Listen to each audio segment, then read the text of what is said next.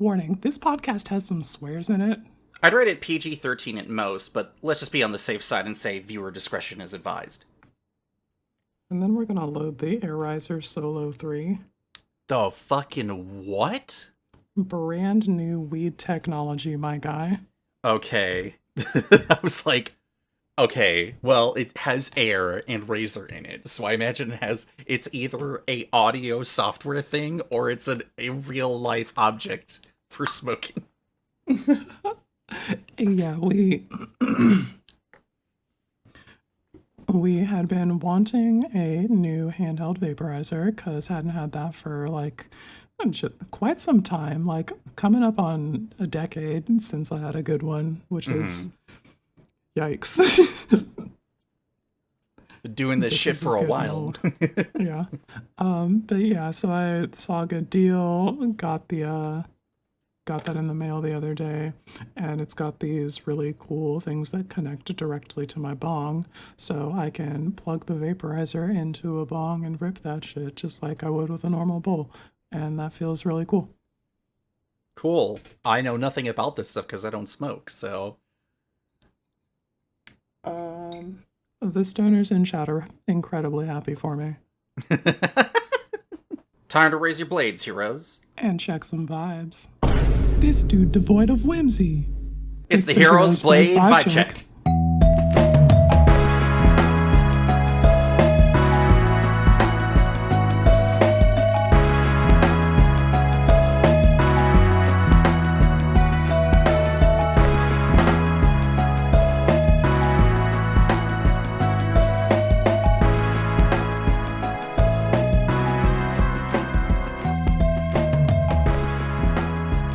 Listen, if I gotta march up to the Tolarian Community College office and demand the penis cut, I don't know. No, that's an out of context thing. People are like, the fuck is this guy talking about? Shout out to everybody who is here from the gameplay video of Shuffle Up and Play on Tolarian Community College, though. I super appreciate your support. Thanks for stopping by. Yes, and I'm the loudmouth podcast co-host who was not there, but showed up in spirit with the Hero's Blade, Cole. Yeah, the Hero's Blade showed up and was an important and impactful permanent on the board, and it was signed by you. Quinn, how big is that creature? It's a 6'4". Well, that's just terrible. Hero's Blade. It's doing the work. All right, crack it a can. All right.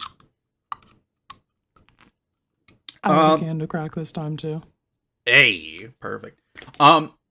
So, I've been gaming recently because of the Steam Boxing Day, Black Friday sale. You? Yeah. Gaming? No way. Missing games of Commander for getting obsessed with a new video game wouldn't be me, but... I have it on good authority that you called out of playing games so that you could, air quotes, play mecha.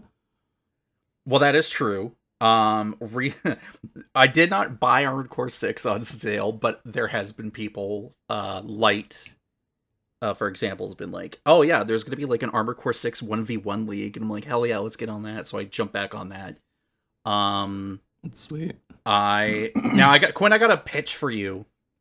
Oh, hang on. Before we get to there, I gotta remind you that I have Armored Core 6, so we do gotta try and play Okay, it yes. sometime. So the last that I looked at the mod, it hadn't been updated the last few months, and I think it's either still working or not, but let's take a look into that and figure that out. Because that way we can get you through at least one route. Maybe, alas, one boss. We can at least try to do one boss. Yeah, that one boss that filters everybody, I need to be able to say that I've beaten that guy. Okay, look, if we can get you to beat Balteus, I think we can do that. So, now, Armored Core 6 aside, I got a pitch for you for a game, and it's a game that you will never touch because it is a first-person roguelike shooter that is very hard like Dark Souls. You will die many times. But it's called Witchfire. I think if the way that they handle dying is fast enough, then I can deal with it. Because, like, I like platformers, and Hmm. those are the same sort of you will die And it is very many much a time. platformer. It can be a platformer for sure. But let me break it down a little bit more. So the small team makes this game. I got it on sale at like 10% off. It's like an early access game. Now it plays like Destiny, and I don't know if you played or dabbled in that a bit, but The Des- only real, like, shooty game that I've devoted any deep amount of time to is Call of Duty Black Ops on the PlayStation Vita and okay. Borderlands. Okay. Well, okay. So it's kind of, how do I describe it? So the premise is it is the witch hunts era. Oh, I have no idea what that means. Okay, Oh, so like like the time period. yes, like Okay, they're gotcha. I like thought that was it's like a description of like the gameplay. no. I mean, you are still you are technically the goal is to try to kill a witch or whatever, but like I don't think you get to see. I haven't gotten to see no witch yet. But so it's the church versus the quote unquote witch, who is the focus of this whole thing. And Hmm. humanity is losing terribly. It's Hmm. grimdark bullshit. Humanity is being beaten back and to try to hide behind their stone walls and everything. And the church is like, fuck, what do we do? And like, let's not kid ourselves here. The church in this game is not good at all. But apparently when the witch is just like killing and slaughtering everyone and then resurrecting them as her undead thralls, yeah, okay, it's kind of shit. Um what the church does is that they have like their priests and like uh, read tomes of the witch to like learn how to use witchcraft. Sacrilegious, I know, but times are tough. So there's this element called witchfire that is generated through this witch's magic, and they use that and imbue a human being with it to give them effective immortality, Hmm. and also to be able to use the witch's magic by using the witchfire in their veins. And this person who has been they're like they're apparently like criminal scum kept in jail, and they're like, you're going to hell, but guess what? How about rather than sending you to your eternal torment, we continuously resurrect you as our one-man army to go fight this witch, and that will be maybe a way you redeem yourself or whatever. And you're called a prayer. They're like, sick. So they got this cool top hat on, this really cool long robe, and like this super sick looking mask to hide their horrible face because it's being mangled by this witchfire. They're like, take this World War II era gun and go after the witch. And they're like, okay, cool, I'm going. And then you go to the first level and it kills you. You're like, cool, I'm gonna go back.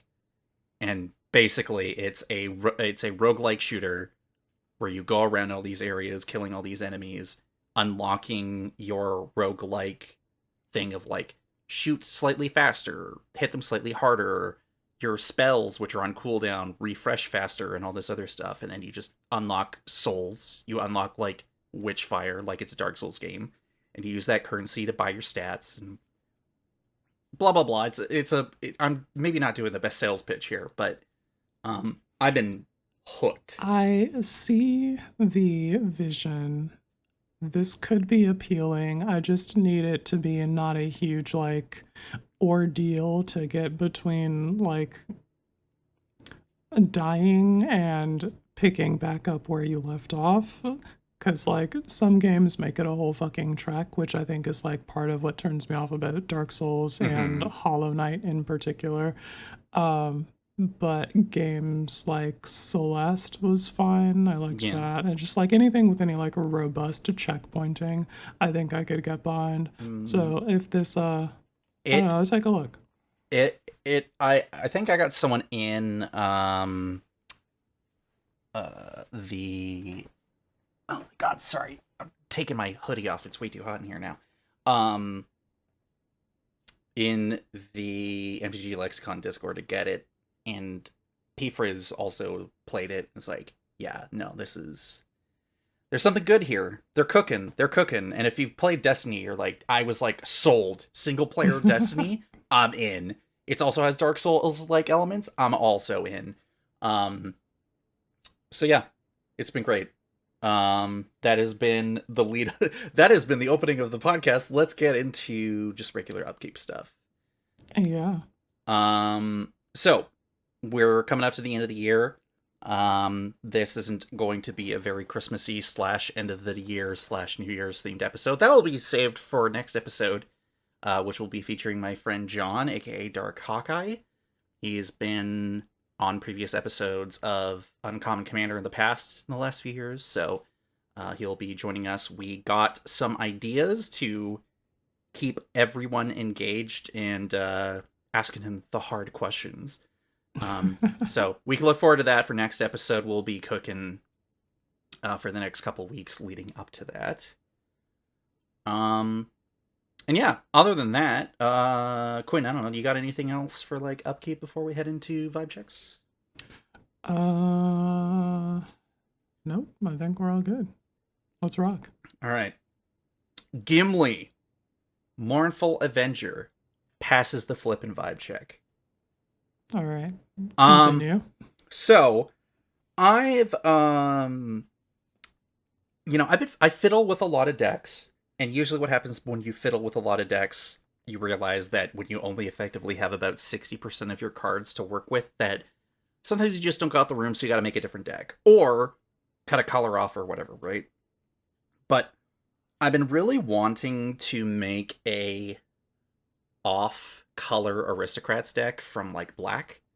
Mm-hmm. So I was playing with Gimli in my Yasova Dragonclaw deck, and then I thought that some of the features of Gimli were super cool, and as it turns out to be shockingly popular. I think it's like over 1,000 decks on EDH Rec.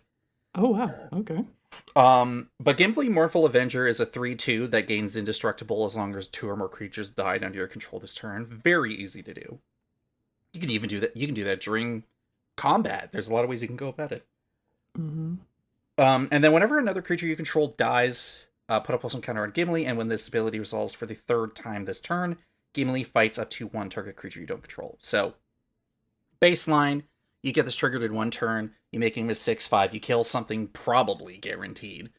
And, you get your 3/2 to a 6/4 before you even get the whole thing started. Pretty sweet investment. It also curves, like, 2 mana Here's Blade, 3 mana Gimli. So you just start lopping heads off, using, like, Eldrazi spawn and stuff. If you can provide the feed for the machine, I think that he can absolutely do great work for you. Yeah. I think I'll be going over the deck later. But there's a little bit of crossover with that Yasova Dragonclaw deck, and I'll get into the nuances of that. But this Gimli's a pretty sweet character when you see him in the movie anyway, if that's your only exposure to, like, Lord of the Rings stuff, and not even getting into, like, the whole concept of this just short, burly, weeping warrior who'd be like, vibe check! Get 7'd. Yeah, it's pretty cool. So, yeah, talk about that later, but I like this guy. I like what he does. I'm surprised it took me this long to kind of look at him.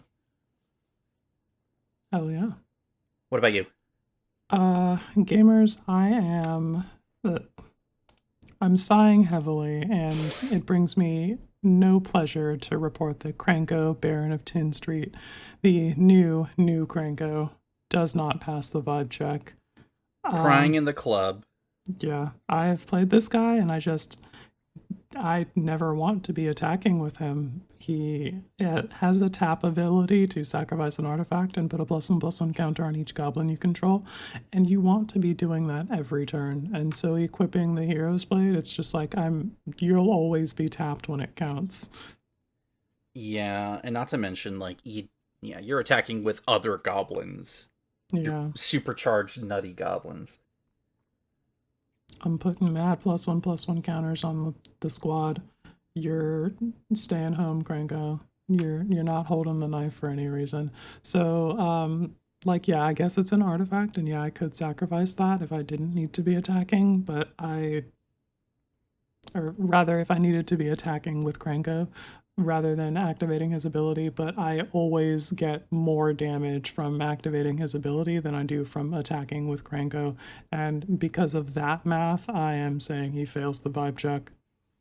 Dang. I guess on the one hand, like, when you're looking at the trio of Krankos, Two Hmm. of them don't, functionally, because two of them want to be tapped sideways for other reasons, while you have Krenko Tinstry Kingpin as like the only one that probably wants to have it.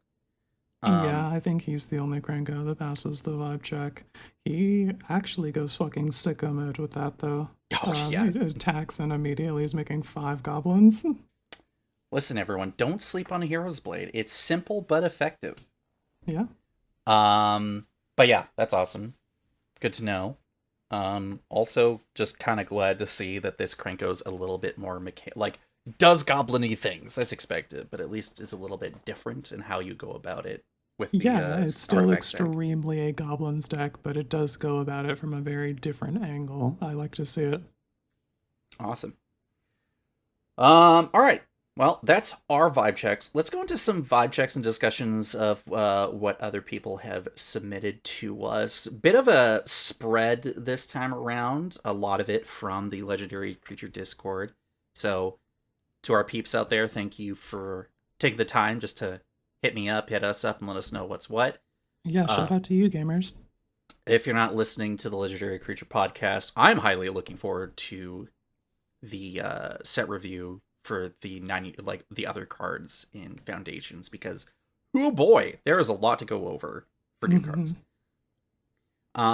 But hey, let's start off with our good friend Lenny giving us a couple of thoughts and ideas between two legendary creatures here.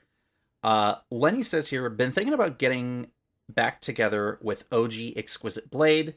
I'm on the fence as to whether or not they pass the vibe check. Can I get your thoughts? So Lenny's made a bunny version of your deck, but with OG. Please, it's not my deck. Hair Apparent belongs to the people. But yeah, Lenny came through with the like 28 Hair Apparents and OG Exquisite Blade deck. Yeah. Got to see a bit of it. Smoked a Hair Apparent out of existence before it could really pop off. But the way I'm looking at OG, even outside the context of it being a Hair Apparent deck, on the one hand, OG is a Path of the Kensei subclass monk, so flavor on point if we're doing that at least. I'm sorry, what? Okay, so there is a weapon-based monk subclass in D&D. Traditionally, they're about catching these hands. Sometimes they're like, catch these hands and this knife. Oh, okay. So, in this case, I think there's some merit of having a 5/5 that flickers back in and giving you sort of pseudo setup with the scry 2 and gaining 2 life, and then being also like, catch these hands, I'm blocking. So I can see it be used both offensively and defensively, because OG is going to be entering and re-entering over time. So I could see it. Yeah, I think OG could potentially hold the blade. I do think that there's some use to that because you like go to combat and OG's tapped and then you like flicker them with your myriad of flicker spells because that's what the deck wants anyway. OG's untapped and has the blade equipped and you're good to block and it's a nightmare for your opponents.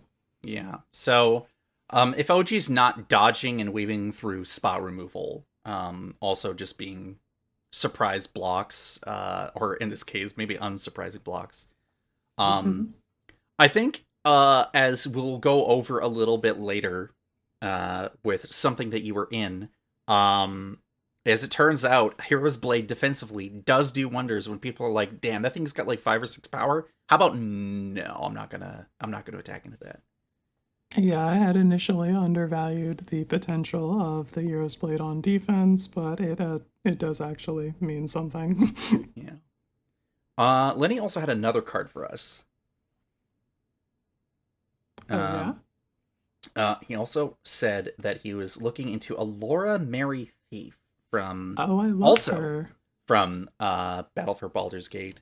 Alora is a 3/2, or is a 2 and a blue for a 3/2 halfling rogue. Whenever you attack, up to one target attacking creature can't be blocked this turn. Return that creature to its owner's hand at the beginning of the next end step. So, Hero's Blade on 2, Alora on 3. Maybe have a way to give them haste or not. I don't know. If you're playing her with a red background, then yeah. Or if you've got the boots, greaves, that Whatever. suite of equipments, Yeah. then yeah, you Lava can do that spur. kind of thing. Yeah, lava spur boots. But so, you know, Allura gives herself unblockable. Then I guess you like recast her second main, maybe. I don't know. It's interesting to think about it.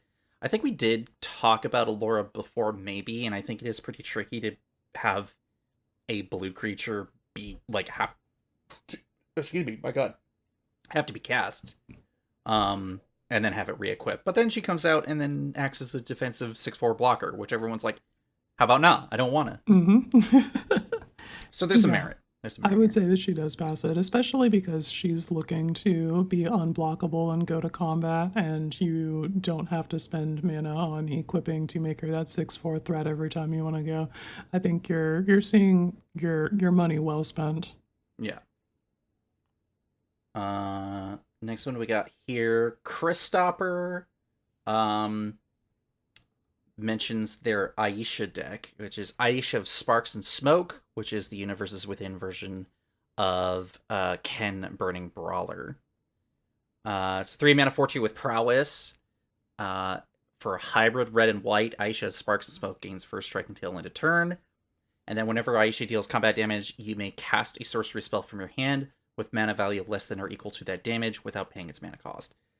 Christopher's deck focus is they're trying to use Thrill of Boss ability like cards to toss stuff into the graveyard, and then using late to dinner style cards to bring those bangers back out.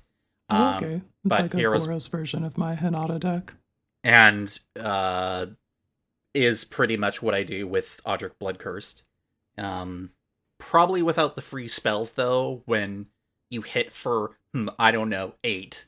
And then, like, cool. So I'm going to cast Reforge the Soul, or, like, who knows what, right? So this is fucking sweet. I love that. Hit for 9 and cast a Soulfire Eruption. Hell yeah. Oh, yeah. Like, it's pretty... Again, Hero's Blade just bringing all these creatures into the red zone super duper fucking quick. Yeah, I'm absolutely saying that passes the vibe check, because this is basically a not Seething Song, but the small ritual, Desperate Ritual, Pyretic Ritual. It's one of those for this deck. Like, that 3 power is basically 3 free mana, and we play those rituals. I think we play that in the form of a blade too. Yeah, so thumbs up from us here. Mm-hmm. Sir Meets-a-Lot saying, Cyrix Scam loves this Hero's Blade, which I was like, what? Cyrix is 2 and a black and red for a 3/3 Phoenix. This is, again, from New Capenna. You gotta love it. Flying in haste at the beginning of each end step. If a creature card left your graveyard this turn, target Phoenix you control deals damage equal to its power to any target. So, having a 6/5 deals 6 damage. Yeah, it seems pretty good. Whenever another Phoenix you control dies, you may cast Cyrix, Carrier the Flame from your graveyard. So, yeah. I love Cyrix. He's an all-star in my Phoenix's deck. Yeah, this is the card where I'm like, I wish there were more Phoenixes. You wish there were more good Phoenixes, because there are plenty of Phoenixes in quantity to play Phoenixes. In terms of quality, however, the numbers are not looking great, and they are improving, but we've got a ways to go. Not to mention that, like, each time that there's, like, a mechanically unique one for that set, and it, like, almost, like, you have to sometimes bend yourself back over a few times to make that specific one work with the other Phoenixes, because it, like, asks...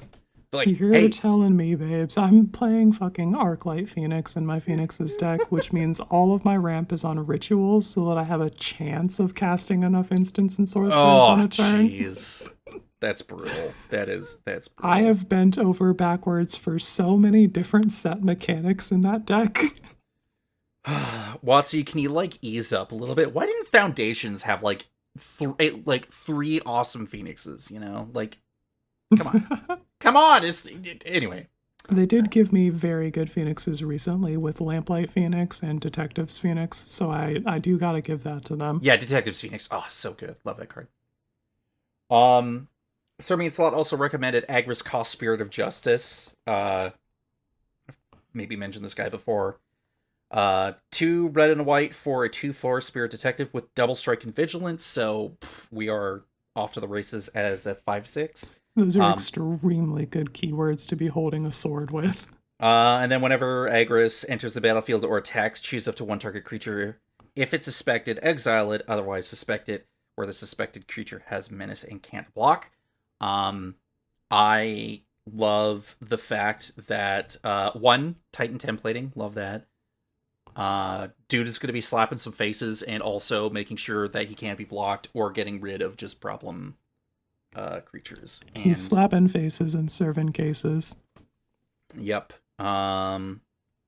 Eventually, I'll give retirement another shot, but not today. Dude, you are dead, please, for the love of God. But yeah, I can totally get behind that. This guy, when I finally get him out in Object Blade Curse, he does fucking work. Yeah, it's very annoying to have a double striking attacker with the equipment and stuff that you have available in that deck, and also the fucking removal on a stick. Like, first off, I can't block, and then my guy's gone for good. I am the crazy person because I am in the keywords deck with Object Blade Curse to be like, I will suspect my own creature to give it menace because this shit ain't blocking, and then you just turn him sideways. Yeah, if you're gonna turn it sideways anyway, there's literally no downside. But yeah, so that was from Sir Meatslot. Stormy mentions Kitsa making a Hero's Blade a twinning staff. Kitsa's from Bloomburrow. It's a 2-mana 1/3 with vigilance and prowess. Tap to draw a card, then discard a card, and then pay to tap, copy target instant or sorcery spell you control. You may choose new targets for the copy. Activate only if Kit's power is 3 or greater. So yeah, immediately kickstart yourself to a 4/5, enabling you to use that. And you don't really have to use prowess, but the prowess obviously does make this a lot more appealing, even for just being like, cool, vigilance, slap you in the face, cast a spell, copy it, you're good to go. Yeah, sounds good to me. Tanner mentioned Melik, Reforged Researcher. A lot of, you know what? There's a lot of like really cool legends in Murders at Carlyle Manor. And I am always saying that the cards in that set were cool as shit, and gamers were rude as hell because they got distracted by the hats and didn't read the rules text.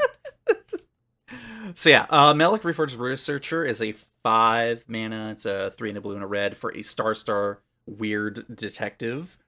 Power and toughness are each equal to twice the number of instant or sorcery cards in your graveyard, and the first instant or sorcery spell you cast each turn costs 3 less to cast. So right off the bat, just super easy to get obnoxiously large star for this guy. Oh yeah.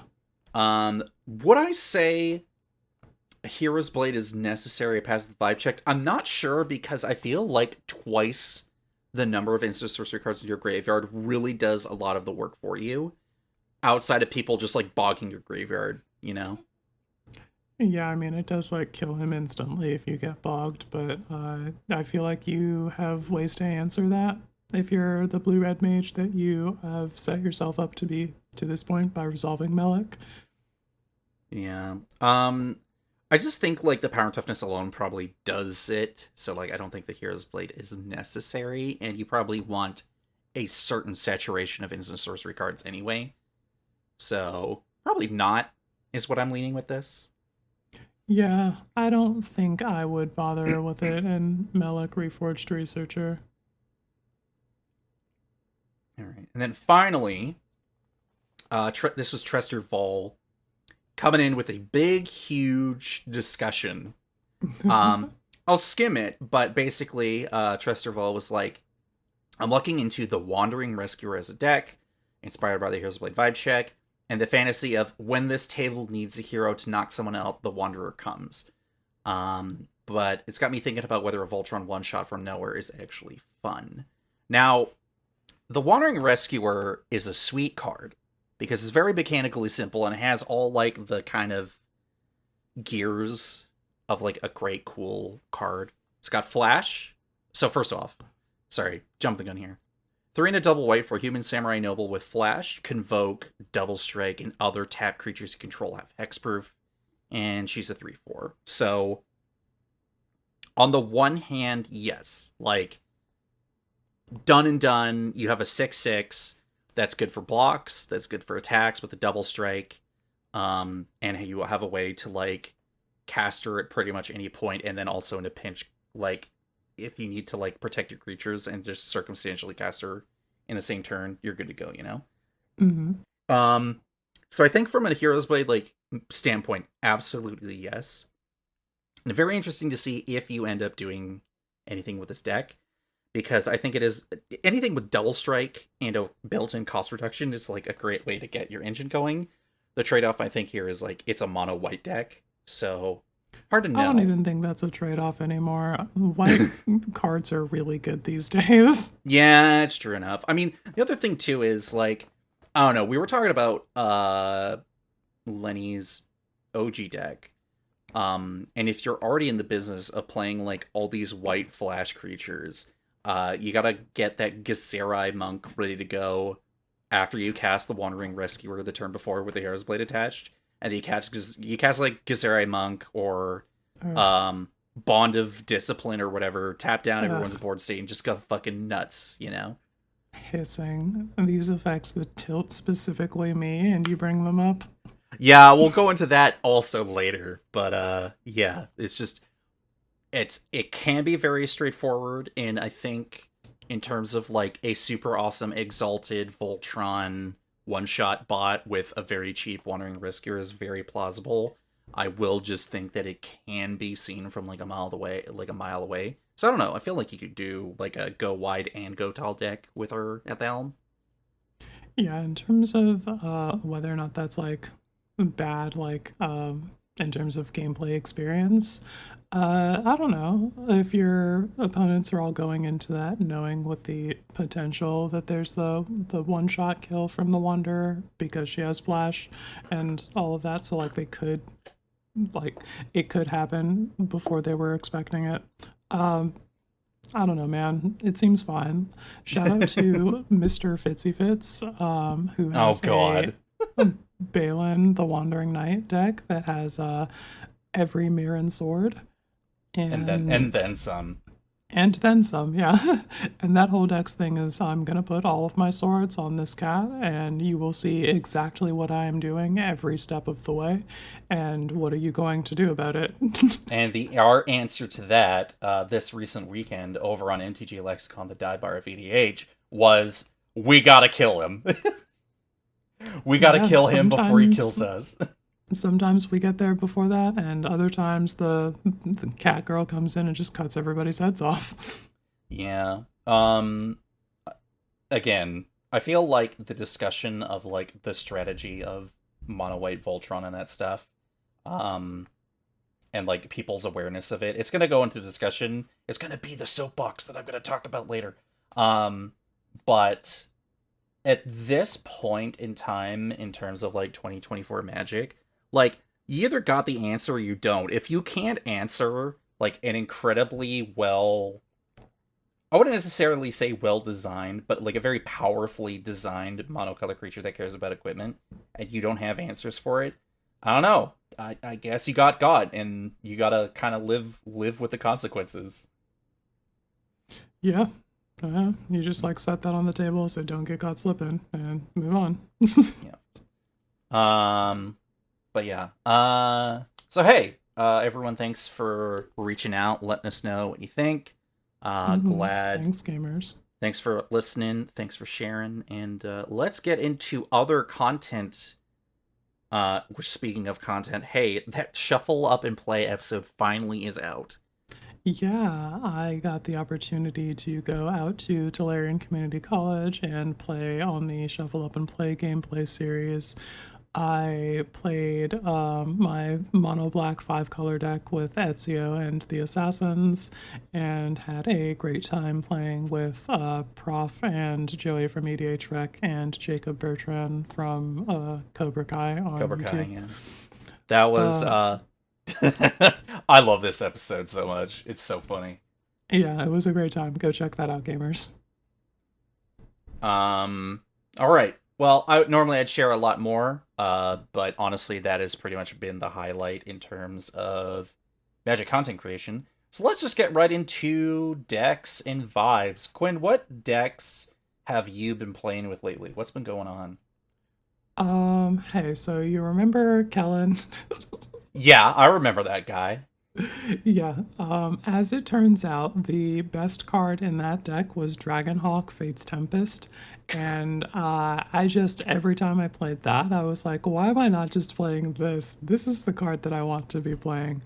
So we were like, okay, well, we're just going to do that. So yeah, motherfucking Dragonhawk.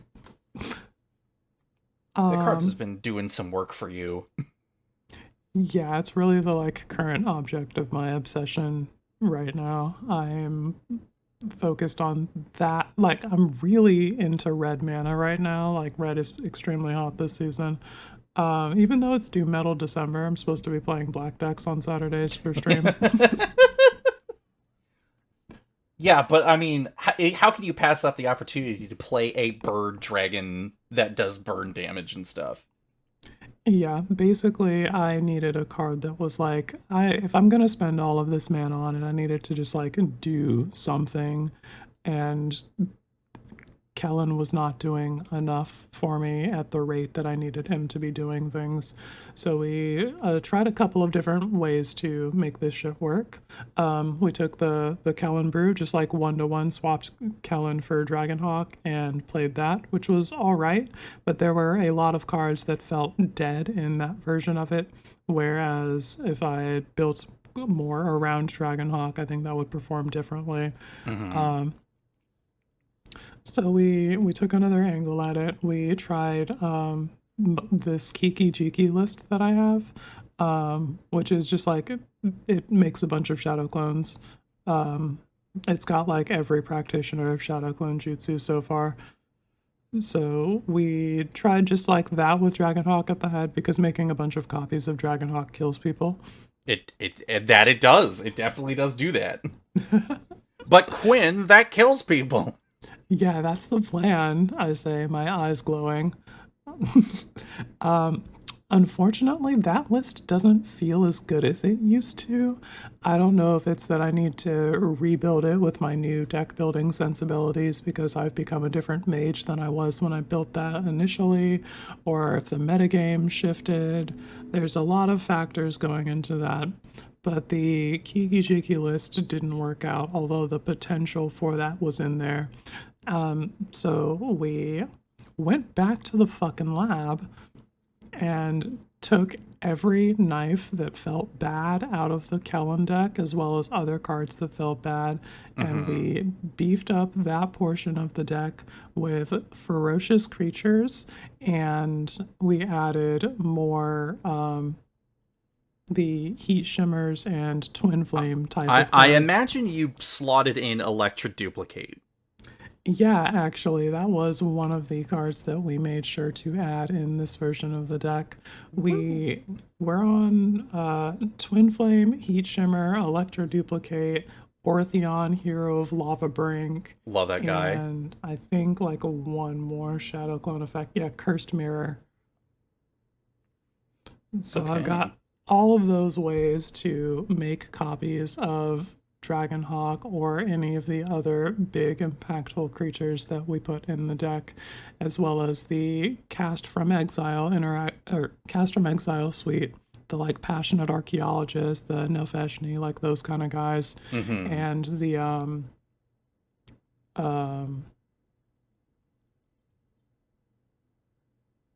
interaction package. Yeah, there we go. All of the spells that I kept that just like blow up target artifact or swerve spells away from my guys, we kept all of those in because those felt good from the original deck. Those always feel good, yeah.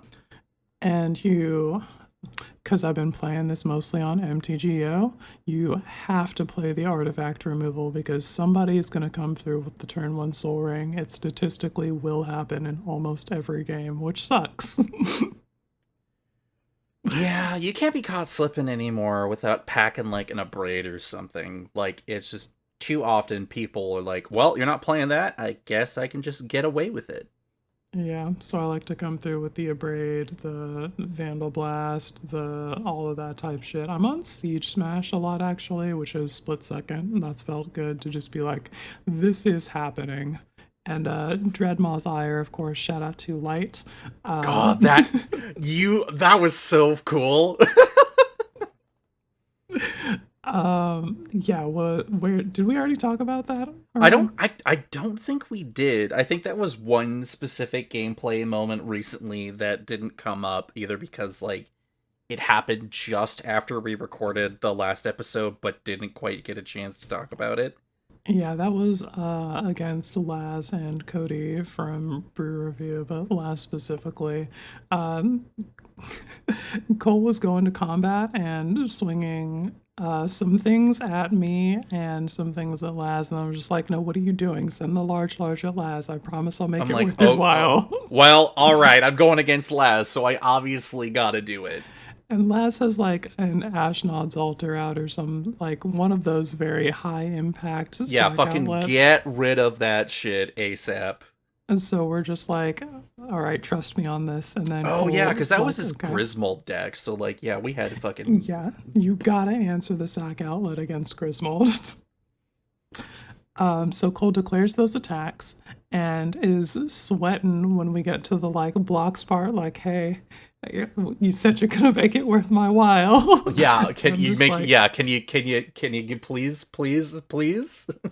Yeah, so after blocks are declared and all of that, I come through swooping in with the Dreadmaw's Ire. We give his large +2/+2 and trample, and whenever it deals combat damage to a player, destroy target artifact that player controls. And Cole very responsibly takes out the sack outlet. I'm not crazy. Like you're already making me hit him harder. Why would I not? Yeah, so we ended up doing the meme with the clasping arms. Yes. And was destroying target artifact. Fantastic. Love it. It was a good feeling. He did win that game though, and that's some horse shit. But you know, we make do. We make do. We fought with honor and served with distinction on that day. I'll get him next time with a Bloodrick deck, but it is what it is. So yeah, those are all cool and good spells. I'm really liking Rousing Refrain and Jessica's Will in that particular metagame. They be drawn cards out there, gamers, and you can snag so much mana from them if you just take advantage of their greed. So you should do that. I'm doing that. Awesome. One of the other things that I really like is the Bonehorde Dracosaur. Oh, it's so good. Yeah, that card is extremely powerful. I had a game where I got to activate the ultimate ability on Ortheon. He's not like a planeswalker, but he's got a 9 mana sorcery speed activation, which feels like an ultimate. Yeah, I've seen that card so many times, and every time I see people use it, especially when they hit that, I'm like, I want to do that. I think you should try doing that. Either put Ortheon in the head of a red deck that just has like every ETB effect. That'll feel good for you. But you can also just put that in the 99 if you've got plenty of big impactful creatures that you would like to have 2 of or 5 of. Or I got to activate that, targeting the Bonehorde Dracosaur, and just like the battlefield explodes in dragon dinosaurs, and I go to combat, and my opponents don't have an answer for that many flying first strikers. We got that ass. It felt incredible. Yeah, I think I have a deck for it, to be honest. Hell yeah. The thing that I'm looking at for adding to this deck is Mirror Box. Yeah. Because I'm so invested in the Shadow Clone technology now, I think it would be useful to have non-legendary copies of Dragonhawk so I can go to combat with them, and so that for their triggers they will see each other and count additional ferocious creatures. Yeah, no, that'll be super cool. This is the one thing that I think when it comes to something that is so obnoxiously red, like Dragonhawk, that like The thing that sucks is that you can't have multiple copies for it unless you go out of your way to have multiple copies like this. But the payoff potential, especially in a mono red list, like, feels absolutely monumental if you're able to do it. Yeah, for sure. I did keep the chainsaw in the deck from the original list. Yeah. Yeah, you fucking did. And another one that I don't usually put in decks, but I did because this metagame is rude, is Sword of Feast and Famine. And we had that from the original list, and I ended up keeping it here because I figure if I get the combat damage trigger, I can untap my lands and cast those spells that Dragonhawk exiled with the combat. Yeah. And that feels good.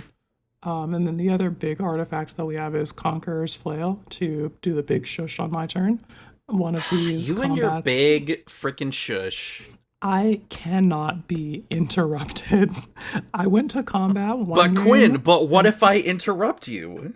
I had lethal on this gamer, and they started tapping mana, and then they untapped mana because I had the big shush equipped. They had to just sit there and die, and that's why we play that. We So also play annoying. Chamil the Inner Sun because I cannot be countered. And also Discover 5. That shit is gravy. I just need my shit to fucking resolve. Every time. What is it with, like, these big 5 or 6 mana super sick artifacts that come out of these sets that just does bonkers shit? Like, you gotta be giving me a break. We can't. They keep printing extremely good Magic the Gathering cards. I'm so sorry. That's the one I want to get. I'm like, why does it discover on end step? It doesn't need to do that. Because it's a 6 mana win condition, basically. You play that, you get free value every turn, and also you protect your spells. Like, if you can land that early, like with a Seething Song or something, you're in business, gamer. Yeah, no, man, this is why you, like, one of the things that always happens during, like, pre-release season is I'll be talking about it with like, I got a group chat with Fitz and Gabe and Joel and Prof, and we'll be talking about, like, oh man, like, all these cars, like the pre-release prices and all this other stuff, and Fitz is always like, don't believe the hype. And I'm like, but if I don't pay $50 now, I'm not going to be able to get a $30 card later. Like, it's just not going to fucking happen.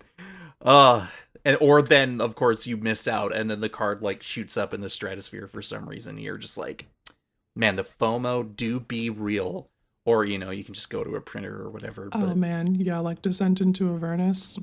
I got, I think, like, 8 copies of that for very cheap when that card was first printed, because I was like, this is a card that I will play a lot, and gamers do not respect it yet. Yeah. And then people were like, a lot now. People were like, damn, this card's sweet. You're like, no, but wait. It's supposed to be mine. Yeah, now I try and buy more, and gamers are like, actually, that's going to be like $5 a piece. And I'm like, I got these for 50 cents. Yeah, no, the MTG finance stonks moment is through the roof, and yeah. Magic's kind of pretty goofy that way, but I just don't know how many times that, like, FOMO means that you look at, like, your local store's you look at your wish list, and you see nothing for a particular card for months on end, but the second it pops up, you miss it because someone else is also looking at their screen incessantly, being like, where the fuck is that card? I know it's here. I know they have it. Yeah, you feel a special kinship with gamers who are also refreshing, feverishly looking for that card. And at the same time, it's like, can you not do that, please? Because I need to be doing it. I want the One Ring to be banned in Modern in the near future and have the price tank. And then maybe you scoop up 1 copy of the One Ring, despite the fact I fucking hate that fucking card. Dude, you deserve it. You should have 1 copy of the One Ring. I do. I really do. Like, here's another thing, right? Like, depending on... I'm pretty fortunate. This is the one thing that always comes up when it comes to, like, I'm in a pretty public transportation to get to places where I need to go within, like, an hour to an hour and a half is pretty good. You know, I don't have to work super hard for it. one of the things is that a lot of the stores that are local to me are a little out of the way because you hop on a bus and then you hop on a train or whatever to get to where you need to go. And sometimes they're equally in the exact same place as other local stars are, where they just don't have what you're looking for. And it's literally like, I still have that, hey, old news, whatever. I still got that order from out east, from Quebec, that I won't be probably getting till like past the new year at this rate. Yeah, where you're like staring out the window, like wistfully, like when will my order return from the postal strike? And like one of the things is like, what is it about tokens, right? Like, I love using infinite tokens. Don't get me wrong, Mega makes a good product, but I want my 6 or however many copies of the assassin token from Assassin's Creed. And sure, okay, they were like 25 cents a pop or whatever. That's not small chump change for a token, but I want my 6 copies, But yeah, the local stores, it does feel good to set down the foil Darkstar Augur token. Yes. The offspring. Yeah, exactly. But granted, token versus like token copy with a specifically printed mana value on it. But it's just, I don't know, like, you go to 3 or 4 local stores and they don't have what you want, and they're not going to have it due to supply and demand of the local scene, and everyone is on the hunt for like whatever, right? Like, I got another couple copies of Spinner of Souls from Foundations, that spirit spider that does like evolutionary leap. So first of all, it's a 3-mana 4/3 with reach. I'm like, damn, this spider got hands. Yeah. Whenever another non-token creature you control dies, you may reveal cards from the top of your library until you reveal a creature card, and you put that in your hand and the rest of the bottom in a random order. So it's pretty good. But Foundations, despite being incredibly popular, is either not being opened as much, or they have a huge backlog of Spinner of Souls that haven't been organized yet, because that place simply does not have the time to catalog all that stuff within like a 24-hour turnaround. That's just not going to happen. Just that the set is fucking massive, actually. Oh, yeah, there's that too, right? So, but... So, like, it can be being opened a lot, but there's just, like, so much of it to open that it takes a longer time to get the numbers where they need to be in stores. Yeah, so, it is what it is, and I asked, I'm like, any chance someone, like, came in and dumped their Foundation stuff on you and you got 2 copies of it? And the guy at my store was like, yeah, hold on. And he, like, tucks him behind. He's like, and I got 2. I'm like, I will take it. And it is what it is, like, we are in that point where it's like, at least in Canada, and not even factoring in, like, shipping and all that other stuff, or tariffs. Sometimes you just gotta sit there and wait, and that's better than most, but it could be better. Yeah. So that's Dragonhawk. What do you have for us? So, speaking of a deck that I thought Otharian could fit in while I was on the deck building part of things, Gimli Aristocrats' maiden voyage was a success, kind of, sorta. There's a lot of qualifications on that one. Please continue. So, outside of the fact that I did not have card advantage to keep myself in that particular game, it was kind of rough, but overall, I did like what the deck does. People thought it was a threat and attempted to deal with it. And then, yeah, okay, sure, just despite the fact that this particular Gimli deck was based off the stuff that I had on hand, and as it turns out, some of it's pretty commonly shared with what's over on EDH Rec. Sweet. Yeah, when you're an enfranchised Magic the Gathering player, you have a deep collection and can pull the good synergistic cards, despite it just being cards on your desk. Yeah, so, it's like, okay, cool. So maybe you could make a 1-to-1 deck off of, like, that's fine. That I can work with that. Now, before I go into the whole nuances of what the deck is and whatever, like, hey, we mentioned this Gimli at the beginning of the episode here. One of the things that happens is that some of the decks that I make are the byproduct of other decks because of how much I brew. Yeah. When I play a deck, putting spare parts together. Yeah, like if I like a subset of cards that work really well together, I just usually end up making another deck out of it. The primary example of this is that when I made Inquisitor Eisenhorn and Piper Wright got previewed, I was like, cool, but now I can make a mono blue version that has more synergy with the mono blue pieces than it being quote unquote diluted by the blue and black pieces. Despite like Eisenhorn like being fundamentally stronger, and now I have 2 different tiers of decks that can function at different tiers of play, just having a similar through line. For this Gimli Mournful Avenger deck, it was a Yasova Dragonclaw.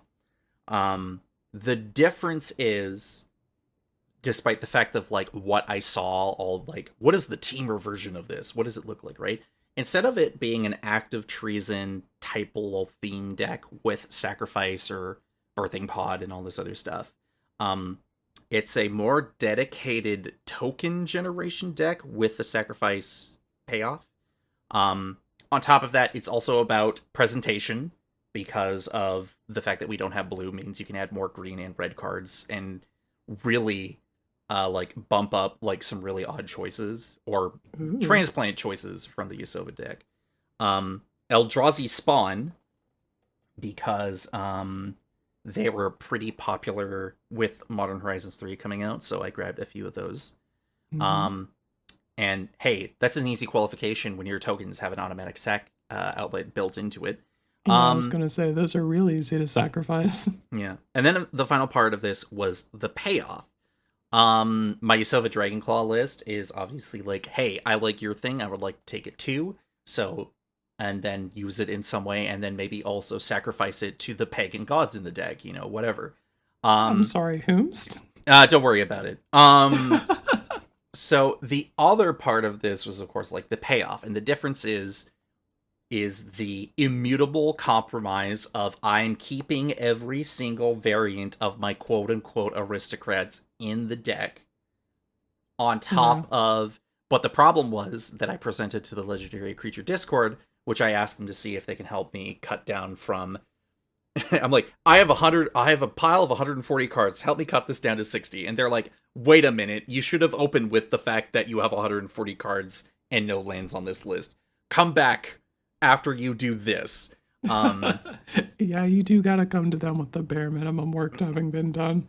I build from an exorbitant amount of cards down, not from the ground up. I just cannot do that.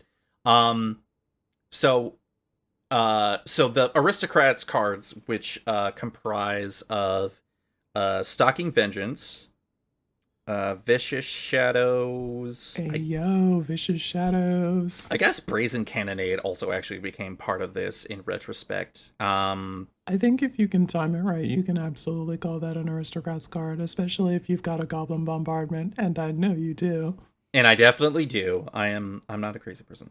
Spiteful Prankster, Rage Thrower, Hissing Iguanar.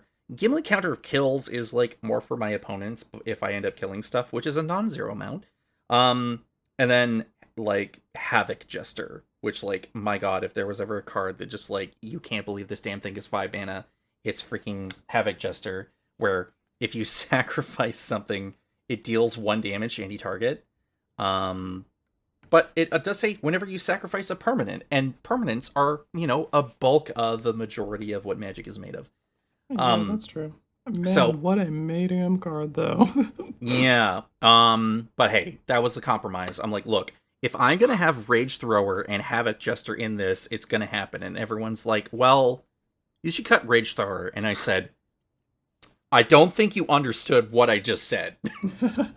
You're like, I should. However, 6 mana 4/2. Listen, times are tough. I'm not playing with black, so I gotta make do, right? So I had the 140 cards, and I can't remember who it was, and maybe I'll figure it out later. But someone's like, hey, put all of the cards on your maybe board or considering board, and then put your lands in, and then put your cards back onto the list and see what you end up with. And that's what what ended up doing initially. Nice. I'm glad to hear that that worked for you. I do be recommending that process to people. And sometimes they're like, but that scares me. And I think you were like, no, I'm not strong enough. But I'm glad to hear that you did find your courage and complete that process. It took me a while, to be honest, because I was really, like, sweating it. I'm like, oh, but, like, this is the compromise for this deck, because it is such a combination of definitely new cards via, like, Skittering Precursor and Writhing Chrysalis and shit like that. But then I'm also like, I'm playing motherfucking Rage Thrower and Evolutionary Leap, and, like, Feed the Pack and evoking Spite Bellows. Like, who the fuck does that, right? So it was like, different direction from a deck that I already have. And is it mechanically different enough than what the other deck is already doing? Yeah, it's doing enough of a good job.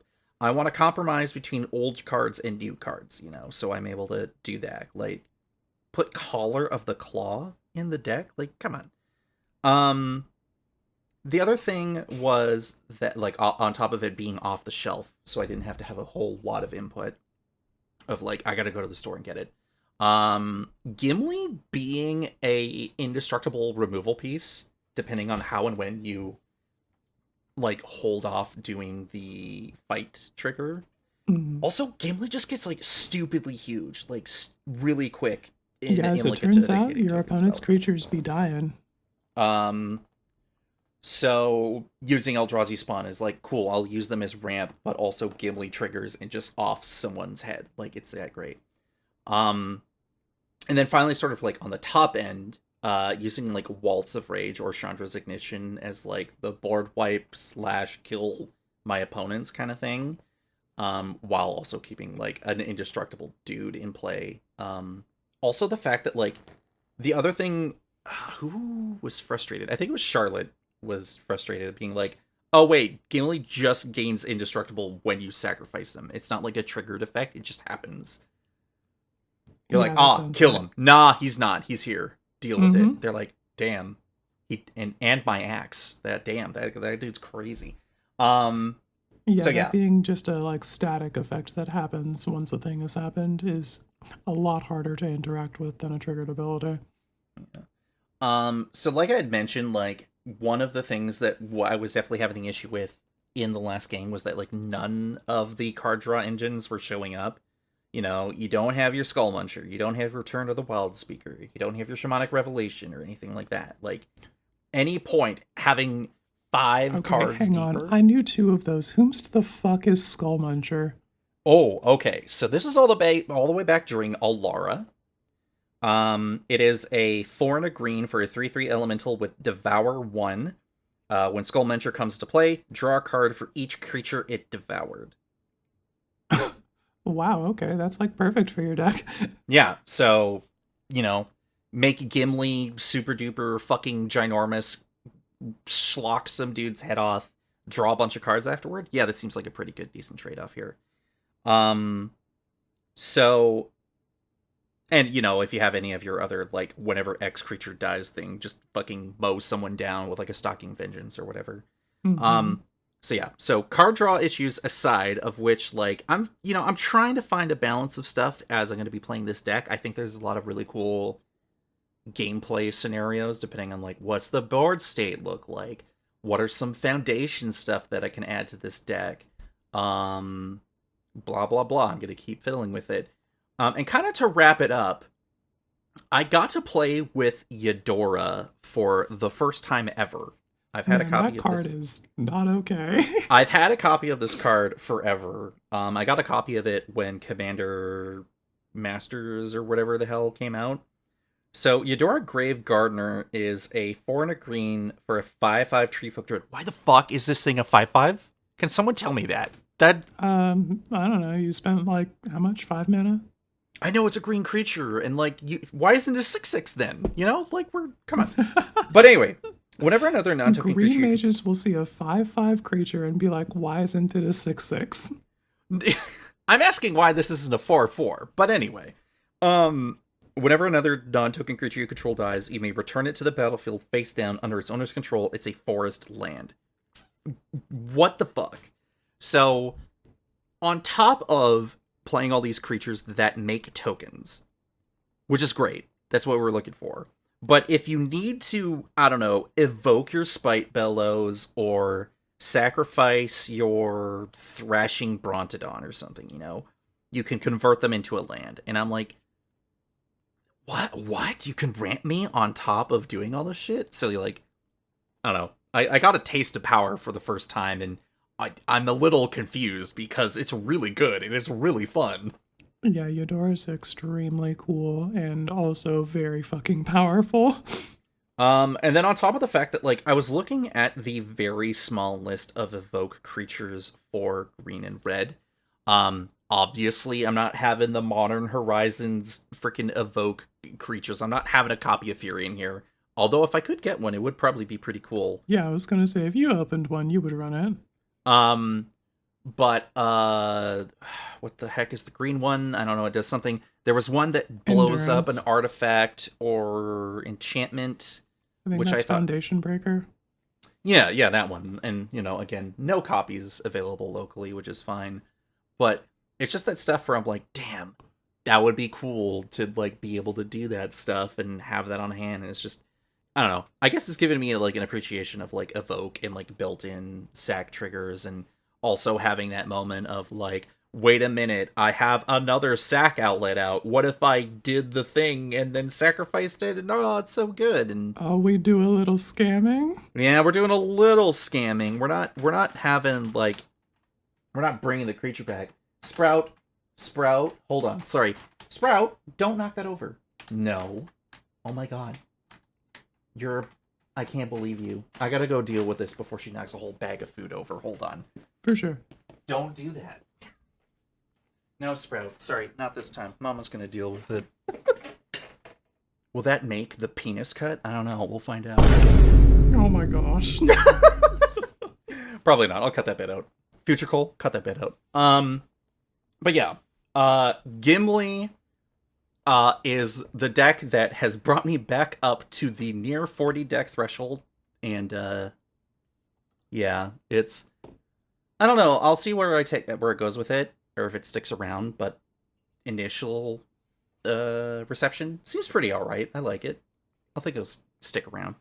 It sounds good. Weren't you trying to not have this many decks though? Yeah.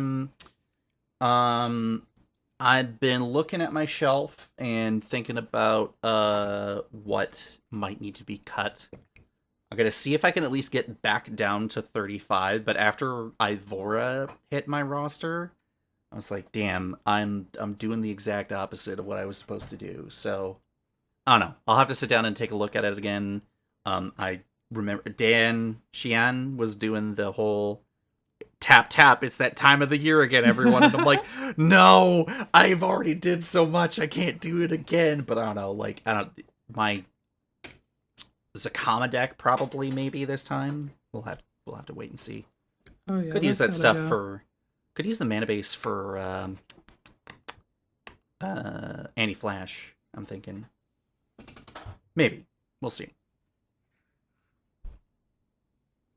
But yeah, that's it for me, and that's the only deck I got this episode because I got a long-ass fucking soapbox. So, what other deck do you got to share with us? Alright, gamers. I have been listening to the pre-review podcast. Yeah, as have I. Good guys, love those guys. And they were talking about Shogengar and blood tokens in general, and me, personally, I value them more highly than they did. And so I decided to prove a point with that and play Shogengar because Cole's already got the other Blood Legends. I mean, okay, fair enough. Yeah, true. And also because this card is kind of interesting. So, Shogengar, Sire of Famine, is a legendary creature, Elder Demon, for 3 black, and he's a flying 6/6. And he says, sacrifice another creature, create a blood token. If you sacrificed an angel this way, create a number of blood tokens equal to its toughness instead. and you can spend 3 hybrid Orzhov mana to sacrifice 6 blood tokens and return each creature card from your graveyard to the battlefield with a finality counter on it. And those creatures are vampires in addition to their other types. This guy seems strong. He is an extremely cool Magic the Gathering card, and also just like cool storytelling of like the birth of vampires on Innistrad, like Shilgengar feeds the people with like angel's blood or whatever, and Yeah. they're gifted with the ceaseless hunger. It's like, wait a minute. I'm an undead dude guy now who loves sucking blood. It's like, yeah, maybe you shouldn't be messing around with that shit. But also Anyway. you're powerful, so trade-offs. But anyway, yeah, so very cool storytelling done on the card, but also just like mechanically, it's very interesting. So I wanted to see how that played out. And I tried again a couple of brews with it. Just you really gotta try a couple of times with these legends, I'm finding out, because you don't always get it right the first time, and sometimes that like first experience colors your opinion of the card as a whole, and that might not be the like accurate assessment of it or whatever.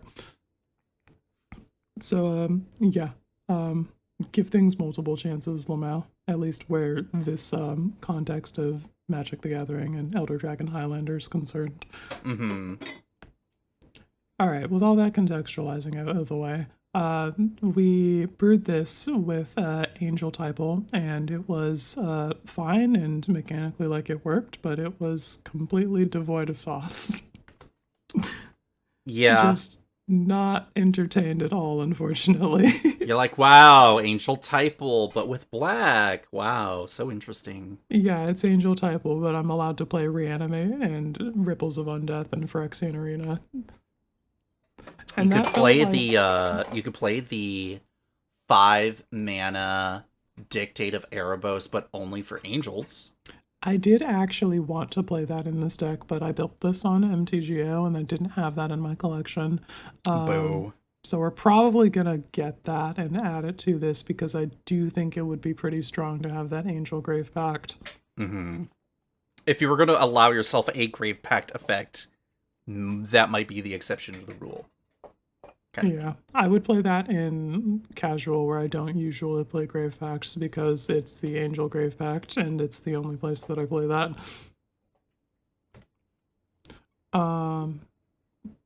But yeah, that brew completely devoid of sauce. So we tried again with some different cards and some very rude cards. Yeah, that's right. We're back at it again with the flashbacks and burglar rats. Oh my god, no! Not again, no! Yeah, what has MTGO done to you? I don't even recognize you anymore. Dragonhawk is,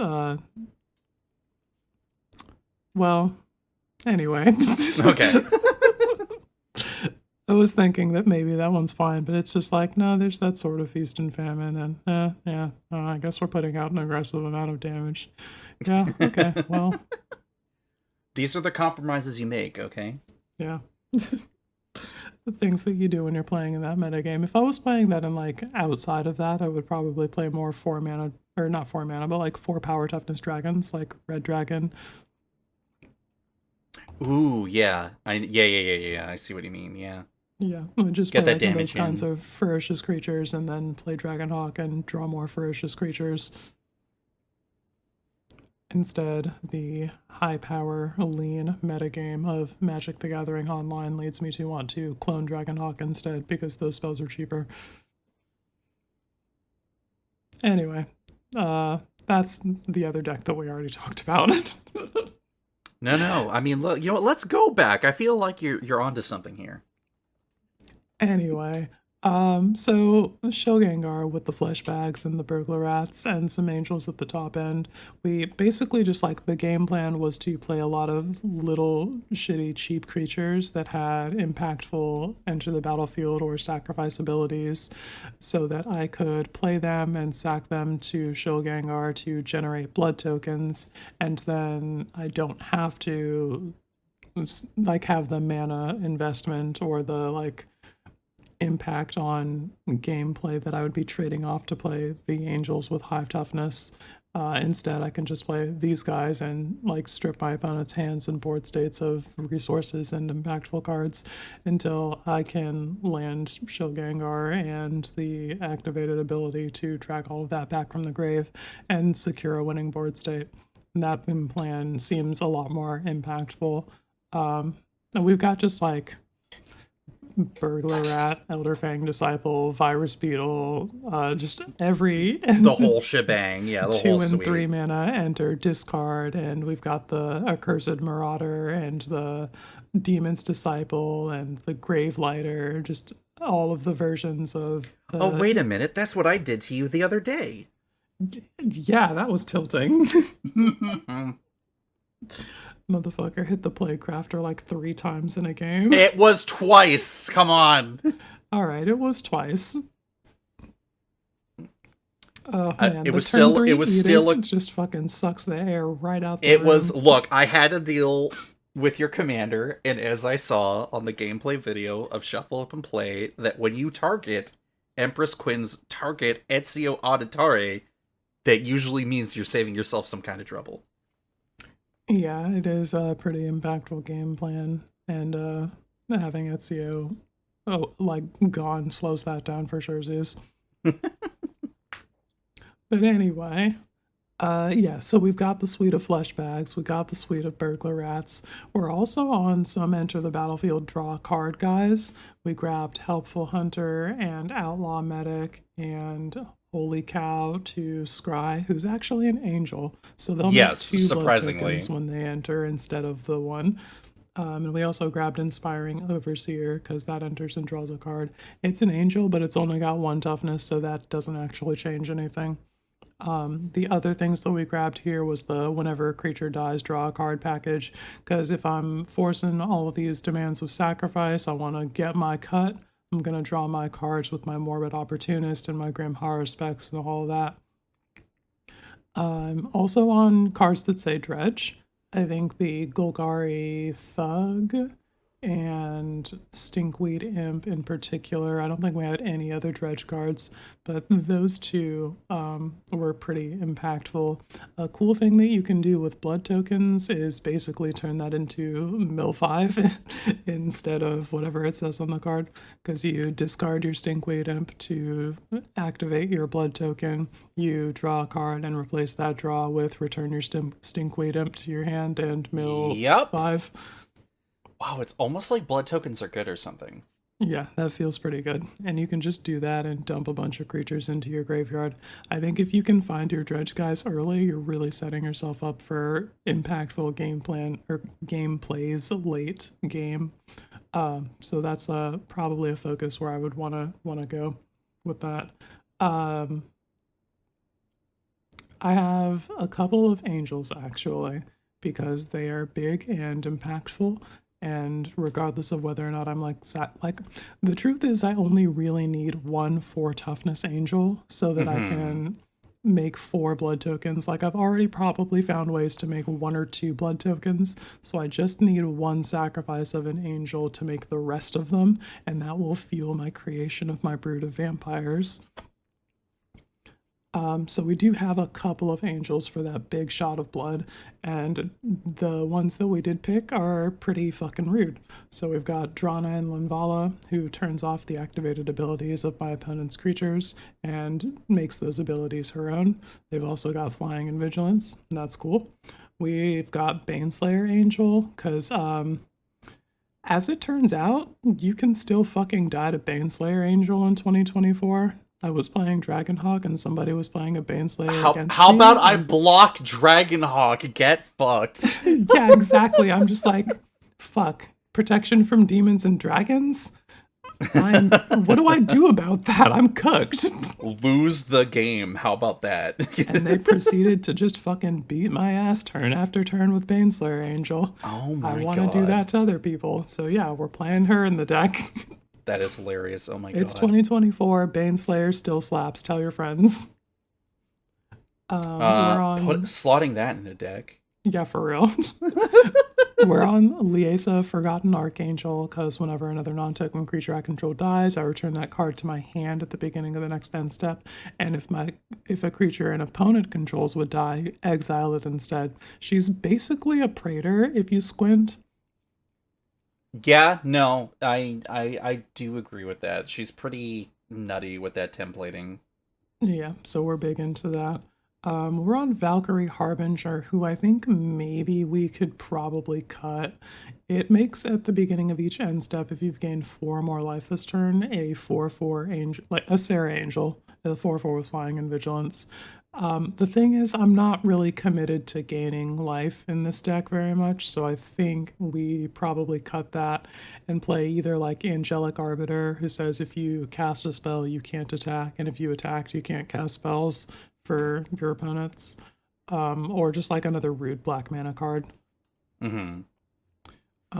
We are on Bruna and Gisela so that we can meld them into Brizella because she is powerful and beautiful and incredibly rude. We're on Angel of the Ruins because your enchantments and artifacts need removing. We're on Sarah's Emissary because once I've reanimated all of my creatures, then I have unblockable if I name protection from creatures with that. And we're on Avacyn Angel of Hope because she's strong. Don't touch my fucking board. She's Avacyn, period, dot. Yeah, let me say that right, actually. We're on Avacyn Angel of Hope because she's Avacyn fucking Angel of Hope. Send tweet. So that's my like angels in the deck. I've also got the Overlord of the Baelmerk. We've got Aclazots. We've got a Moonstone Eulogist because that guy says blood on it. And then there's the Sheoldred and the True Scriptures because she's an Edict and also a Rise of the Dark Realms. And I just wanted to see what Rotten Mouth Viper did. It's actually extremely fucking rude, and I can sacrifice blood tokens to make it cost cheaper. So I play that guy. Whenever awesome. it enters or attacks, you put a blight counter on it, and then for each blight counter on it, each opponent loses 4 life unless that player sacrifices a non-land permanent or discards a card. If you've already stripped your opponent's hands and board of resources, and then you just start pressuring them with a Rotten Mouth Viper every turn, that ends games. I can't believe you've done this. Yeah, the card's extremely fucking rude, but I adore it. It does the work, yeah, for sure. Damn. I'm on Harvester of Souls in this deck because I like the guy, and also because my flesh bags should draw me more cards. Okay, wait, sorry. I just remembered now. I got 2 copies of like the promo Harvester of Souls. Hey yo. The one from Avacyn Restored. I don't know. I can't remember if it was like a game day promo or something, but I've been really, really wanting to finally get a copy. And I did. They were like, cool, we have like 5 copies at the store. I'm like, give me 2 right now. Thank you very much. So good. Love that card. I think there's a 30th anniversary play promo that has the alternate art in the old border frame, but that's the only one that's got different art, looks like. Yeah. I don't know. I finally got copies of it. I slotted it in the deck. I'm happy. I love that card. Hell yeah, dude. The card owns. It's still good. Play that. I'm playing Season of Loss in this deck because 1, it's an Edict, and 2, it draws cards, but also, that last mode, I'm dumping a bunch of creatures into my graveyard, and this can just burn people out. Each opponent loses X life, where X is the number of creature cards in your graveyard. If you've got them low enough, just fucking take people out the game with that. Yeah. We're on Unholy Annex and Ritual Chamber in this deck because my commander is a demon, and also because I like Phyrexian Arenas. The more Phyrexian Arenas, the better. Mm-hmm. Another big enchantment that we're on because our commander's a demon, Demonic Covenant. Whenever 1 or more demons you control attack a player, you draw a card and lose a life, and at the beginning of your end step, you make a 5/5 demon with flying, and then mill 2 cards, and if 2 cards that share all of their card types were milled this way, you sacrifice Demonic Covenant.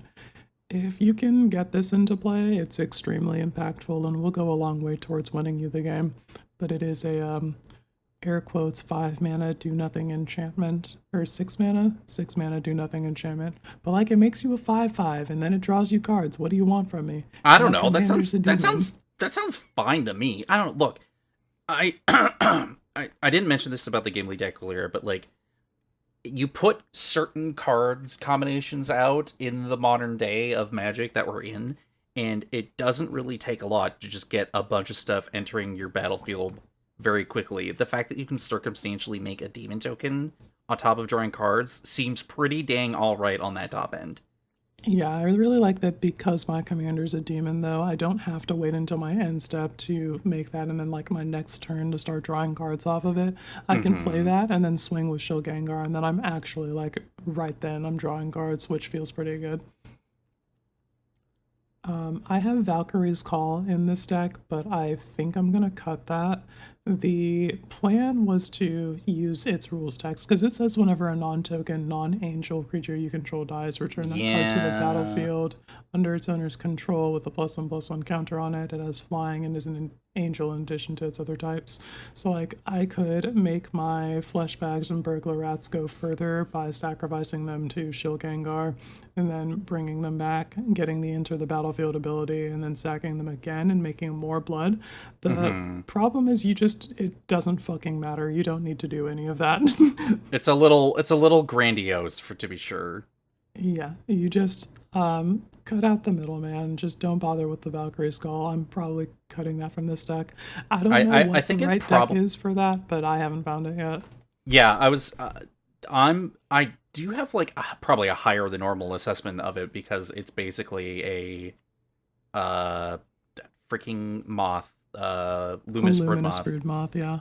And like I feel as if like just other deck combinations that aren't already reliant on you having like flying creatures exist in your deck, particularly, angels that are already doing that like for you. Like, yeah, this is not going in your quote unquote angel typal deck like this. You do want it in like other stuff that would benefit from it. It's also just like a decent board wipe tech. I don't know. Maybe play that in the Boros Mouse Valiant deck. That actually sounds kind of sick though. Hold on. Yeah, the curve on that deck is pretty like low and aggressive, but it does make it so that if I get board wiped, then my mice are now mouse angels and they've returned to the battlefield prepared to take up the sword again. I don't know. That sounds actually. Hold on. Can you get back to me on that? That sounds pretty sick. Actually. Hello, you might be cooking. Department. This idea sounds fucking sick. I think that's most of everything. A thing that I'm doing on MTGO though is playing Mox Talisman and Mox Tantalite and Soul Talisman in pretty much every deck because free spell's good, more at 11. I do love a Soul Talisman, so yeah, that seems pretty good. Yeah, I'm not making compromises with the Soul Talisman though. I have Soul Ring too. Shout out to Light. Sorry, Light. Look, you're playing on MTGO, like you said, you've made compromises, and you're making it work by being rude as fuck and also playing Soul Ring. Yep. The thing that I found with activating Shield Gengar's big, ultimate ability is that you only really need to do that once per game. And the amount of value in the board state that you create from there, if you've been doing your job right, setting all of that up, it just says you win. Like, you have like 30, 40 damage on the board, and you're at like a point in the game where everybody's at like 15 to 20 life. Yeah, you're just there to clean up.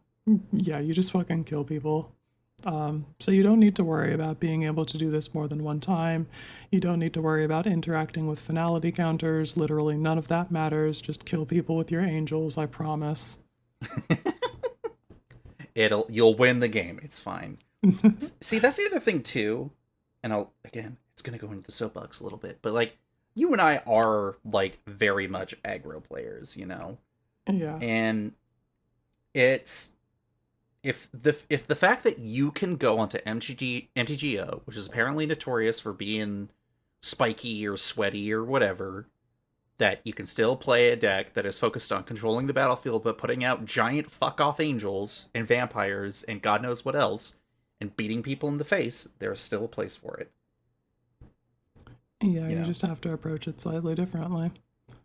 Gameplay experience. I played against Braids, a Crick, and another player who ended up being the last gamer standing against me.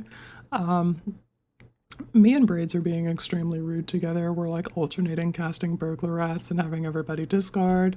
And Braids is going a step further though. She's demanding the sacrifice of creatures on end step because she's crunching those burglar rats that she cast, and trying to draw cards off of them. And everybody's just like, all right, you can draw your cards, but also we're probably beating your ass. Mm-hmm. Eventually, folks have had enough of that and take them out of the game via combat. I'm also being my fair share of rude, though. Like every other turn, I'm casting an edict effect. I'm like, all right, here's an accursed marauder on turn 2, and then on like turn 3 or 4, I'm playing the flesh bag, and then on turn 4 or 5, I'm playing Shuldred and True Scriptures and demanding that sacrifice. So I'm really just like being very rude, but I'm spreading it out and keeping the board controlled of threats that absolutely do need to be removed. Like the Crick player is actively trying to send us to the secret lair zone with their I think they had Gravecrawler and Crick, and they wanted to set up one other piece to be able to like combo us out of the game, but they didn't have the thing that makes the mana again once you've sacrificed it and like the drainer. They had almost all of it and not all of it, so they passed the turn and I'm like, oh, here's my edict, and that removes the creature that's part of that, so there's that for you. And that's their tipping point. Then they're just like, all right, well, I don't have anything else to do here, I'm out, GG's, and they concede. And then it's just me and the last gamer, and they have no cards in hand because we've been ripping their hand apart with burglar rats all game, and their board state is also not very impactful because we've been ripping that apart with flesh bags all game. And I've got Phyrexian Arena and a Ripples of Undeath, so like my card advantage is just like unmatched compared to what they have going on. Yeah, it sounds pretty freaking good. And I'm putting Shuldred and the True Scriptures back into my hand with some like raised dead effect, and they hit the chat with the GG's. I've got nothing, good play. And just like you fucking control them out of the game, and you don't even have to use the ability on Shilgengar. Like you don't even need to cast him because you just don't get that far. You drain everybody's souls and they hit the concession button. Mm-hmm. Damn. Yeah. I mean, them's the breaks. This was the end result of the environment, and you're just like, fine, bet, here you go. And people are like, damn, all right. I respect it, I guess. So that's where I'm at with that currently. The Angels version is boring. The other take that does work is miserable and grinds opponents to dust, and I can't do that to my friends. So if I want to play Shilgengar and casual with the folks that I play in the like smoking mids metagame, we've got to find another angle to approach that from. I'm not really sure what we're going to do, but I'm excited to look more into it. Yeah, it will be, because, like, you know, we've known, obviously, like, Cody and Laz have talked about it. Mike, from Am I the Bullcast has his Shell Gengar deck. Mm. And yeah, I don't know, it's hard to, like, Shell Gengar asks a lot, I think. For what I think some people feel is a pretty mid payoff in terms of like sack stuff, get blood tokens, because of people's incredibly weird relationship with blood tokens. And yet this is the proof of concept proving that, like, yeah, you can literally just go black, white edicts and deny people resources and then scoop up with like larges. Which, yeah, for some people will probably work if they just want to get that done. But like you said, it's just socially, maybe a little faux pas, you know? Yeah.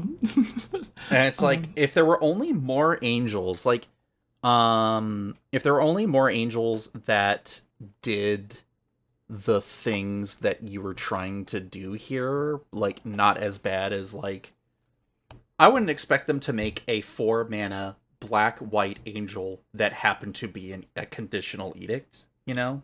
I think I just need to go harder on the black mana angels and the angels that are like hybrid or soft mana. I think those offer different gameplay than the mono white angels game plan. There's stuff like the Kaldheim Black Angels in particular, like Cleaving Reaper, who's just like it comes back from the graveyard if you pay life to put it back in your hand if another angel entered. Like stuff like that is interesting, and I think I just like, instead of playing all of the good white angels, I don't know. You're to... playing Eradicator Valkyrie in this list, right? Or do you not have it on? I don't think we have that on MTGO, and that's probably a big portion of... What the fuck? Are you kidding? Oh, I'm mad.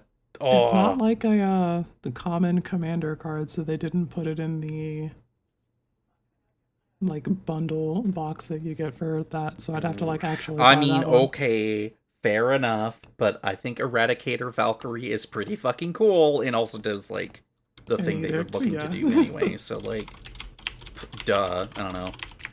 Alright, let's take a look at how many ticks this bitch has. It's buy on card hoarder. Oh wow, 2 cents. Yeah, no. Yeah, okay, I can have that. I can have a bling printing of that, probably. Oh yeah, no. Eradicator. Where do I have my copy of Eradicator Valkyrie now that I'm thinking about it? Yeah, I think we can get some of the black mana Kaldheim Angels and we'll take another look at it.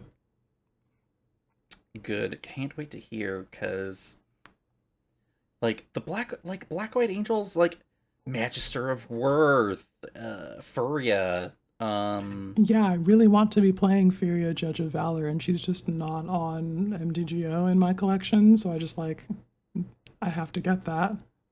Yeah, I don't know. Just a lot of neat stuff that can be done, and if that's the compromise, right?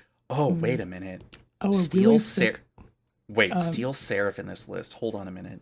Yeah, that card's good. Yep. Scavenger's Talent, the black mana class. Yeah. Class has been so good. Whenever you, what is the actual rules text of this card, Lamau? Whenever your creature, the first level is whenever a creature you control dies, you get to make a food token. Non-token creature. No, just creatures. Whenever one or more creatures you control die, create a food token. This ability triggers only once each turn. At level 2, whenever you sacrifice a permanent, target player mills 2 cards. And level 3, at the beginning of your end step, you may sacrifice 3 other non-land permanents. If you do, return a creature card from your graveyard to the battlefield with a finality counter on it. If you are stacking up blood and don't want to rip the full graveyard, you can use just this guy's abilities to sack 3 blood tokens and bring back 1 or 2 creatures. I don't know. It's also nice having some like redundant backup in these types of decks anyway. Yeah, I think I mean, look, the other thing too, like it's a 5 mana. Okay, your 5 mana 6/6 commander might be too costly at some point, but you're playing black white reanimator, so like, do you even really care?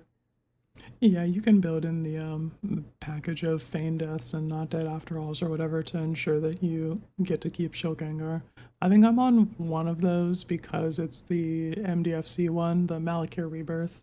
Yeah. Scamming and making blood tokens. Yeah, we'll keep the people updated. We'll see what's up with that. What, oh, I guess I have one more deck and then we can get to your soapbox. Yeah, because this is going to be a long one, but I think I could do some pretty quick deliveries, so I think we could be totally okay with that. Alright, well, you don't have to rush yourself. The people are here for the long-form content. Yeah, look, if you've been, listen.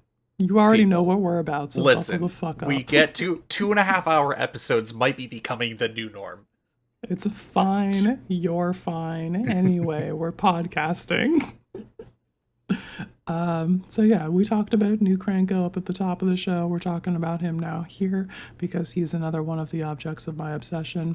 I wanted to see what the rules text on this cardboard meant in a gameplay environment, and the only way to do that is to build the deck. So we built it. We've got quite a few non-token goblin creature cards. We focused on ones that said treasure on them because New Cranko says whenever an artifact you control, Not even you control, actually. I keep reading it like that. He actually says, whenever an artifact is put into a graveyard from the battlefield, you may pay red. If you do, create a 1/1 red goblin creature token. It gains haste until end of turn. He has haste, and you can tap him and sacrifice an artifact to put a +1/+1 counter on each goblin you control. So a thing that I could be doing but haven't explored yet is the Visions of Ruin card, I think, from the Crimson Vow, maybe? You have each opponent sacrifice an artifact, and then it has flashback. The flashback for 10 or whatever? Yeah. Something like that. I think it's I know which reduced by I know which one you're talking about, but it's reduced by the mana value of your commander. Yeah, you have each opponent sacrifice an artifact, and then you make a treasure token for each artifact sacrificed this way. So I can force people to sacrifice artifacts, which puts Krenko triggers on the stack that I can pay a red mana for to make more goblins, and then I get treasures that I can sacrifice to put Krenko triggers on the stack to pay mana to make goblins. So this guy is a goblin production machine, and a significant portion of my deck is focused on treasure generation. So I'm on the playset of Pirates Pillages. I'm on all of the good dragons that care about treasure. We have Rapacious Dragon, we have Goldspan Dragon, we have Bonehorde Dracosaur. Yes, love that. I thought about Gadrak for a while, and he just wasn't as high impact as I needed him to be, because I couldn't force the deaths myself without playing Pyrohemia or whatever, and I just truly hate that card. So yeah, we're not doing that. So yeah, we cut Gadrak, but I'm on just like so many treasure production cards and goblins that enter the battlefield and make treasure, and all of that is adding up to Krenko activations and making lots of goblins and putting +1/+1 counters on those goblins. When you have like 15 1/1s and you put a +1/+1 counter on all of those, like there's no difference between that and playing like a Furnace of Wrath to those 1/1 goblins. Yeah. Like, it's all the same to them. Any effective force multiplier from whatever the lowest power and toughness is, like, this is why anthems are so freaking good, even at just simply +1/+1. It adds up super freaking quick the more bodies you got out. And it's the maths, you know? Yeah, exactly. Goblins are notorious for just putting on a shit ton of bodies onto the battlefield. A key card in this that I actually really liked and didn't expect to enjoy that much was Brass's Tunnel Grinder. But it's such a good card, though. Yeah, it's a really good card. I just really hadn't explored its capabilities, and in this deck, I finally got to... like sacrificing it to Krenko's ability, using some kind of red or colorless artifact effect to bring it back to the battlefield so you can wheel your hand again. That is a thing that I could do. I actually didn't lean very heavy on the Goblin Welder things that you could do with this deck. I just didn't think that far. I was like, we're going to put every card that says make a treasure token and all of the good goblins that are like very high density goblin per goblin. Random ass Ixalan goblin that cares about you descending, being like, here, have a treasure token. Yep. Sick. Love that. Random goblin from Ixalan. So yeah, we finally got to flip the Brass's Tunnel Grinder. I think it was easier in this deck because I have the card that says Proliferate on it. So I like got the one counter automatically from the rules text on the card itself, like wheeling you. Trigger it again. Proliferated it, and we got one other trigger from actually having descended. So we were able to flip that. And when we were out of cards, we basically were like top decking. We like top decked Impactful Goblins, cast those, discovered into cards like Pashalik Mons, which is another Impactful Goblin, or I'm cascading into like Hordling Outburst, which makes more goblins per goblin. That's like 3 mana for 3 goblins. Yeah, 3 mana for 3. Yeah, 3 bodies. Pretty good. Make them effectively make 3 2/2s, depending on how and when that spell comes out in this list. Mm-hmm. I'm on Goblin Surprise in this. This is actually a limited heater from the Foundations draft. I drafted that a couple of times and killed more than a few people with it and was just like, okay, I respect this card and I will be playing it in this Goblins deck. I need the Force Multiplier. And I cast it, and even if I'm like off of Chamil discovering into this card, it either makes the goblins or I can cast it in the mode that gives my creatures +2/+0 until end of turn, and we just fucking kill people. Both of those are acceptable, and we take that every time. It feels really good. So what I'm hearing is a goblin typal deck is doing goblin typal things. Yeah, And it's just goblins. You're not seeing anything that you didn't expect to see here. Yeah. Except the treasure production, except the thing about treasures is they're good and you're expecting to see those in red because they're good.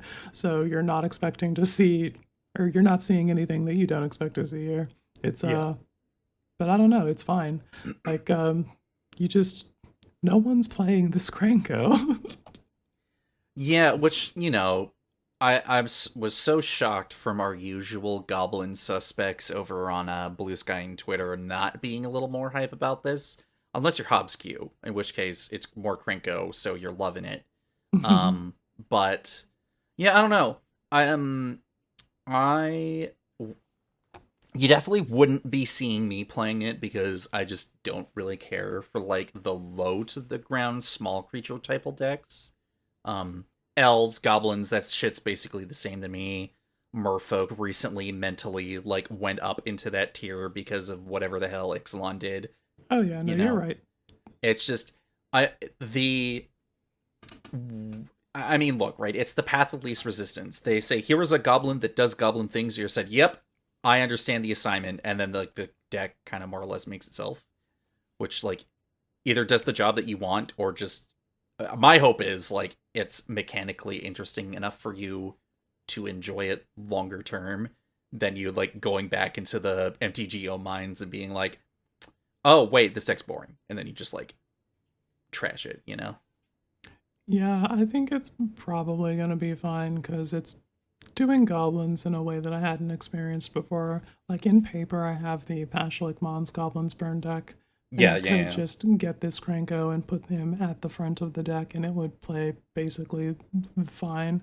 But I think being a deck that's focused on treasure production, because like you could completely drop every goblin that just makes goblins and play only the treasure cards, and you would still have like a functional deck, and you could lean further into the treasure burn angle with your Reckless Fire Weavers and your Ingenious Artillerist type cards.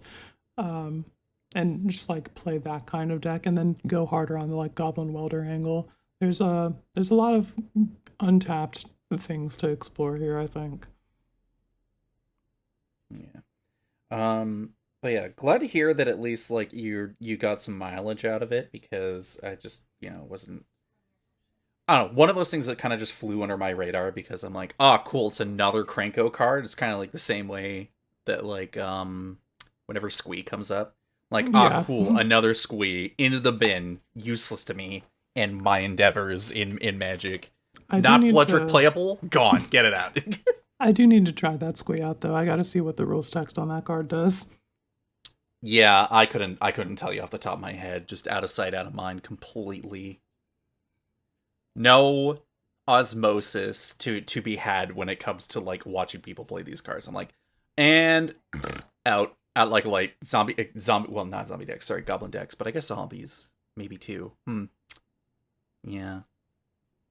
I think that they are in that same category of the low to the ground creature type. You don't care about them. You don't care about like soldiers, probably. Someone's like, oh, here's Gravecrawler. I'm like, ah, cool, Gravecrawler. What are you gonna do? Combo with it? Damn, that's crazy. Yeah, I'm a little rude like that. Only old. I don't think I've seen Gravecrawler and not have it been a combo piece. So no. Or it's not enabling something else that's basically one step away from being a combo. Yeah. If you're out there playing a combo-less Gravecrawler, hit my DMs. I want to know. Yeah, let a holla at us, you know. Um. Okay. This is gonna be get a up terrible, on that soapbox. terrible transition time, but also, hey, maybe good Gravecrawler combo decks will be part of this, or maybe this whole thing, this next part appeals to you.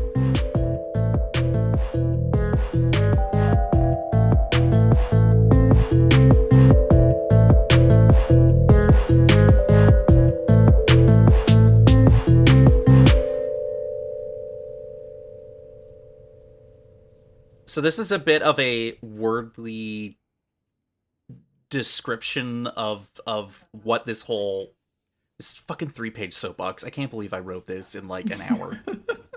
It's not like, you know that gif Your man of sat like, down in front of the desk and was like, I got some shit to say, but it Like, won't be that long, right? And then he I starts writing, and then the keyboard sets on fire. it's like yeah, that one it's gif. the guy doing the cursive writing, and Yes. it's the writing's on paper. Yeah, exactly. Yeah, just it's on fire. That was the one I was thinking I was gonna say. But so let's just, oh god, okay. The quote unquote phrase title of this is Deck Building Habits, Resilience Against Change, Intent, and Assigning Morality. Which is a bit. Go ahead, talk to him. Okay. So it's a bit of a complicated thing, and maybe it's encompassing too many different subjects at once, and I'll see how I close it off, like at the end of it, how I bring it all together. But I do want to try to like talk about the psychology of like playing Magic, or like playing Magic recently, thinking about like the last few years, including the upcoming stuff we're seeing. While also noting that I know jack shit about psychology, but like I just want to do it from like a pure vibes observationalist standpoint. That like and you know me, I love being a negative Nancy, and this is what this entire dang thing is about. But it's how we like assess and observe and label things while playing Magic, especially with Commander, because we are obviously very passionate about the game, and a lot of these sort of like cerebral logic doesn't really apply to it. So yeah. Listen, the people already know that this is a vibes-based space, so yes. we're primed for this. So is this an all-encompassing view of Commander when it comes to how we have things that make us salty, tilting us into the sun, how we have mental shortcuts, or we have heuristics that give us signposts to experiences we might not be 100% down for because of the cards that they play, and ultimately how people have different wants and needs when it comes to this game, because it's a natural end result of a 30-plus year longevity of this game. That also means that as a consequence of like how big and encompassing Magic is in its complexity, from like whether you look at it from socially or from like primary to secondary market or like whatever, and also how there's like different content creators and people that we want to play with and associate with because of how they play the game, while other people we might not want to play with because what they want to bring to the table doesn't mesh with the goals and the vibes that we have in mind, whether that's as Magic players or as Commander players in this case. I think about how this like we try to like avoid controversy on this podcast, and there's a lot of reasons for it. One, I very people already enforced it. There's some. I'm like, Quinn, here's the podcast. Quinn's like, nah, we're not doing this. I'm like, yeah, okay. Like, that's one hair too close to discourse. I don't think so. Yeah, but when and I do think that like we're not like explicitly trying to avoid the topics, because you can go to other people and they'll probably put a lot of their thoughts more concisely than we can. But the general gist is like, outside of me being a whiny little bitch about some strategies or whatever, whimsy-less as I am, you know, this type of thing does kind of need to happen and be talked about, because we are in a very weird place with Magic. So some people will know, are seeing the increase of product and the future shift of having Universes Beyond be 50-50, like a split between Magic set versus Universes Beyond set is pretty contentious, right? I understand that. And I'm not personally as upset about this change, because I'm unfortunately pretty excited about like Final Fantasy and shit. Not the SpongeBob part. That part sucks, but you know. Um, and I sympathize with the grievances that people have because they are registering it as a loss of identity of the game. They like the love that they have for the game can't continue because it's no longer what it used to be like 5 years ago, 10 years ago. And it's also forcing people to reassess how they engage with the game, or perhaps even they no longer engage with the game, you know? Mm. Obviously, like when it comes to this, you can't always like keep your head in the sand, and like all this stuff is obviously a valid criticism because it's like the result of capitalism and Chris Cox being a big money sucking CEO. He's like, wow, the whales love Universes Beyond, and some of us are like, yeah, I mean, I guess, like, I don't know, I'm not like anyway.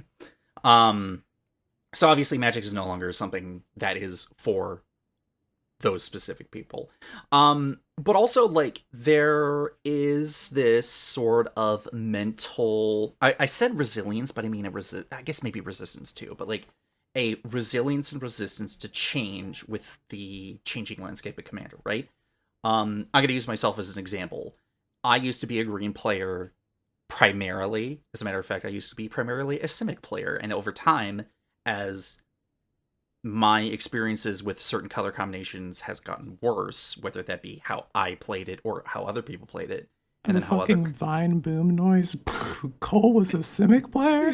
didn't you the truth come out? Cole is a Simic player.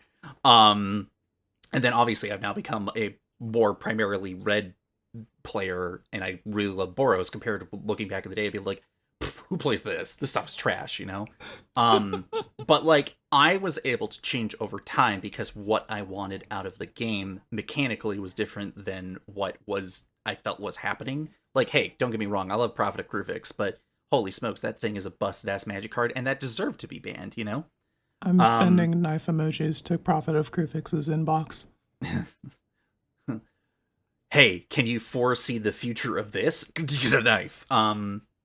So just to get back on track here. So the mental resilience or the mental resistance to change, the inability to change in the face of like what Commander is today is not what it was a decade ago. The Commander of 2012 or 2014 is not what it is now, you know. How people choose to navigate untrusted versus trusted play is different because the tools that, you know, the prior Commander Rules Advisory Group and some people who make content around that allow you to navigate. Or sometimes your LGS has just shut you out, so you go to spell table, that kind of thing. How people react to colors or like their personal preferences for color and color combinations, and whether or not even mechanically if the design team makes changes or shifts in like what colors are supposed to be, do they count as bends, do they count as breaks, or do they just count as a change in philosophy that needs to be reflected as new designers enter Magic and WotC, and to keep the game relevant in a modern setting? Because obviously blue in 93, although with a lot of similar aspects, has a lot more tools in its kit, the same way with black, the same thing with red, and so on, right? Some people don't like that. I get that. But like also if red was still the same as it was 20 years ago, I don't think I'd be playing red, you know? And similarly, blue is like the color where we got Arcane Lighthouse or Arcane Laboratory, which is now Rule of Law, which is exclusively a white thing. Like, yeah, you should know, be changing. Like, and which is good because like maybe there could be some mechanical overlap or whatever, but that's just the evolution of the game as it has to change to meet the needs of the day, you know? And then of course on top of all of this, because of the breadth of like what Magic offers, that also allows the various forms of content creation, including, you guessed it, podcasts, YouTube shorts, TikToks, long-term videos about Magic, like, and also that means, for better or worse, the broad demographic of people that are part of that content creation that has both the most driest presentation imaginable to the most over dramatic and over the top, and even including like the inflammatory in terms of like presentation. Like, listen, not everyone wants to get rage bait clicks, but sometimes it gets the views and people make compromises, as shitty as that is, and like that's kind of what we get. Sometimes people just like saying inflammatory things to be funny, and they're intentionally satirical, and like that's where you want to go. But anyway, now also to mention all this, like with the even with all the changes going on for like Magic and everything, like I'm not quitting this shit. And Quinn, I don't expect you to be quitting this shit anytime soon because Oh yeah, I've always said I'm sticking my face directly in the trough labeled new cards. yeah. So like we're not going to be uprooting because we're not going to be quitting this because Universes Beyond is going to be 50-50 moving forward. We're just going to continue to be really excited about it and let you know how excited we are about it, you know? And like the other thing too is like, despite the changes, one of Magic's appeals to me, even still, even with like the Universes Beyond and all that, is like, it's a combination of gameplay, of lore, of artwork, visual design in terms of like how the cards work, how do planes work, what do those planes create in terms of mechanics, and so on. Like, it allows it to still, even at a 50-50 ratio, stands out in comparison to like other games. And even Magic sets, like Magic planes and stuff, still stand out mechanically from one another. So anyway, what am I getting at here? Like, what's the point of this long rambling, right? So I know I am the biggest whimsyless fool on the podcast here. We know this. We are, again, in the craziest and most controversial point of Magic's history because of, like, all the changes and stuff. But you know one of the things that I hate the most about the game? It's not Universes Beyond. It's not all the alternate art treatments or the crazy deluge of product or all that. It's because of monocolor legends with a 5-color ability. And the people that have 25 color decks at all times. I'm looking at Brandon. I'm looking at Brandon primarily, calling that guy out. You're just firing all kinds of shots. Yeah, like, look, if you are unable to divorce yourself from having some generic 5-color schlock that you can't cut a few colors off the branch, like, really? You gotta give me a break here. Like, you could probably pull it off in 2 or 3 color combinations, but you're actively choosing to pursue that generic 5-color legend. Like, please do something else with your time. Okay? But that's not the point of this, you know. If Brandon makes another 5-color deck, it is what it is. But there's other things about Magic that are really irritating to me, either because I myself am locked into certain kinds of expectations about Magic or how I want to play the game that maybe I can be more flexible on. But the reality is... Tell us what grinds your gears. Okay. Let's see. There's a lot of things that grind my gears that are probably because of how they were made early in Magic's history. Ristic Study. Free spells, more at 11. If it's a free spell from a precon where you just, I have my commander out. I fucking hate that. You could have fucking... Not Wild Ricochet. What, fucking redirect a spell or fucking... Like, get that shit out of here. I'm sick of it. They did that one time.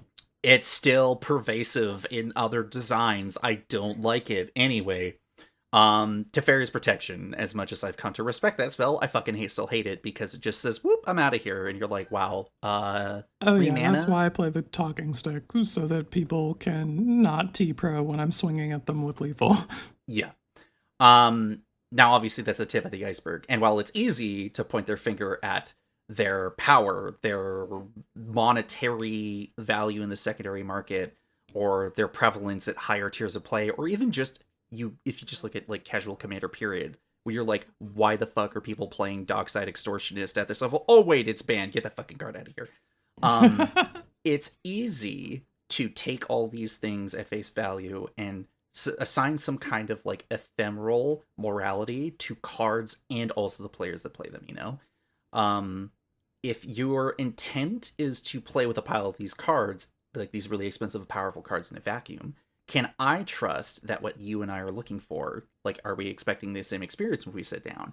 And that's not even getting into the kind of additional element of, like, what about people who circumstantially play cards that may be made by people who are contentious or controversial or bad people, you know? Because we're in the age of AI artwork right now. There are artists with a bad history that now aren't associated with Wizards anymore. So, like, Teresi Nielsen's artwork, once upon a time, is considered to be like the peak of what Magic has to offer, and they're also, and her artwork's on a lot of popular cards now. So am I going to assign a negative stigma towards people by association, period, without factoring in other things, right?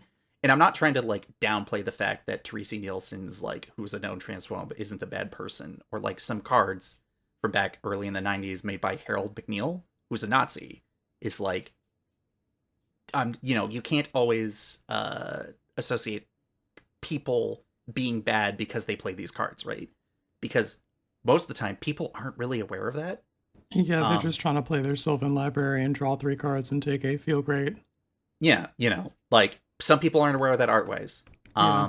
I really don't think, in terms of not like art wise aside, gameplay wise, I don't think people really have a whole lot of thought going through their head when they crack a fetch land for an OG dual land, or they jam Rhystic Study and other similarly powerful cards in the same deck, because that is how they like to play, and that's how they engage with Magic, right?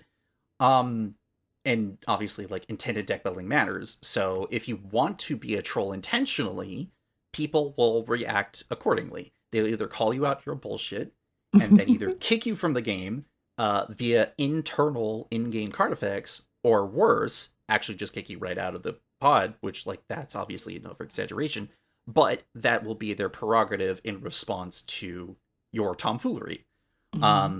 The social aspect of the game can be respected, but you also have to know that game police played doesn't mean that the person is inherently evil or whatever. A lot of this stuff obviously has to be nuanced, and you have to take the time to examine each of those nuances.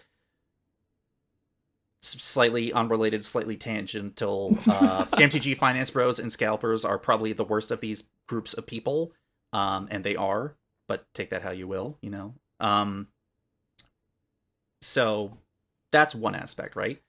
And now let's go to the other elephant that was made by a generous gift in the room. The changes with Universes Beyond is basically just corporate greed maxing. I get it.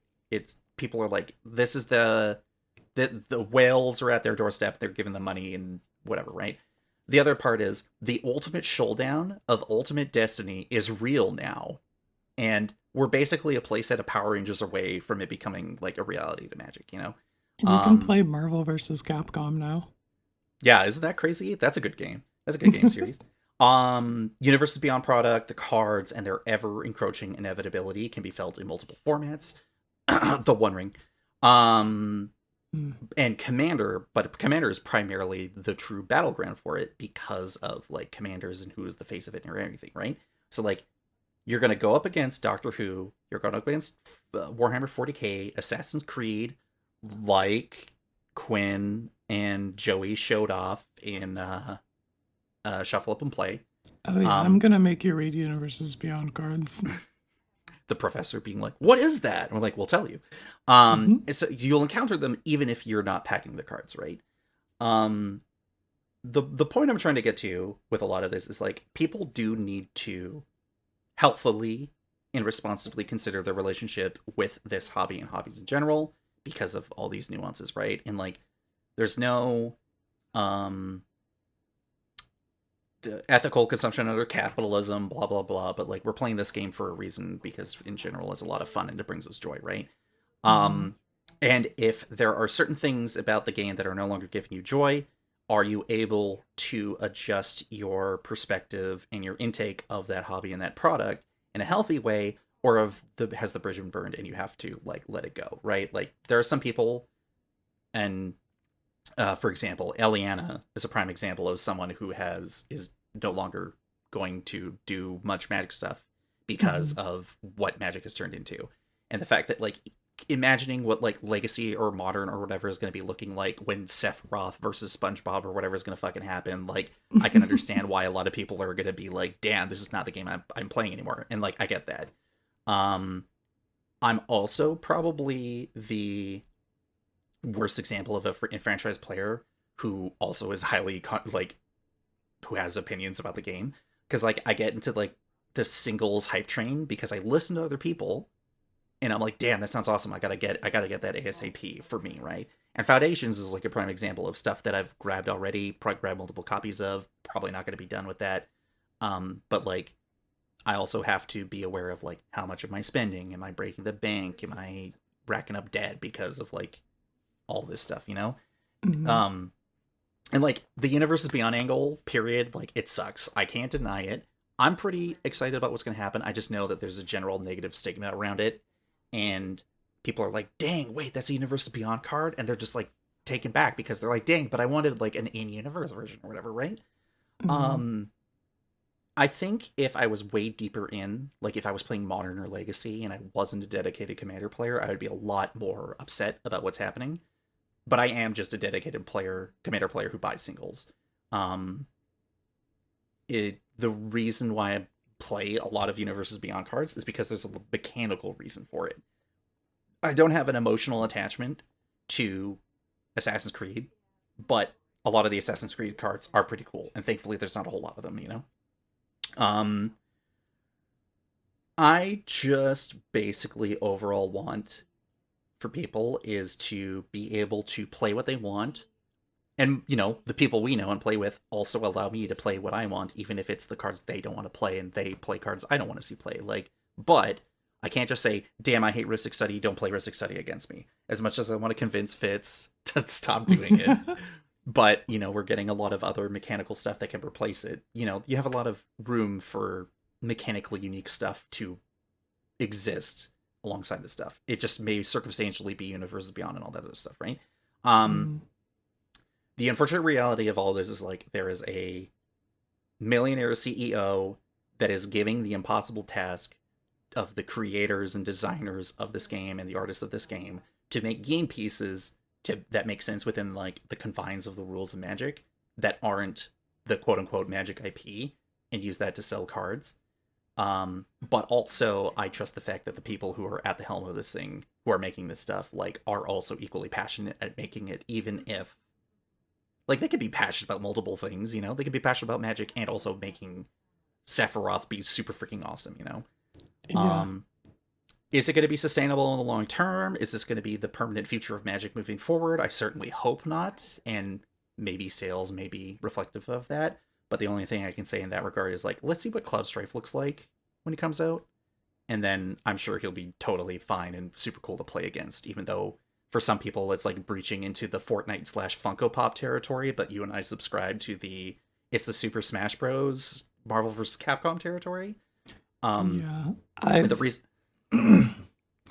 but yeah, I've always felt like Magic the Gathering is best served as a rules engine on which you like make cards and stuff.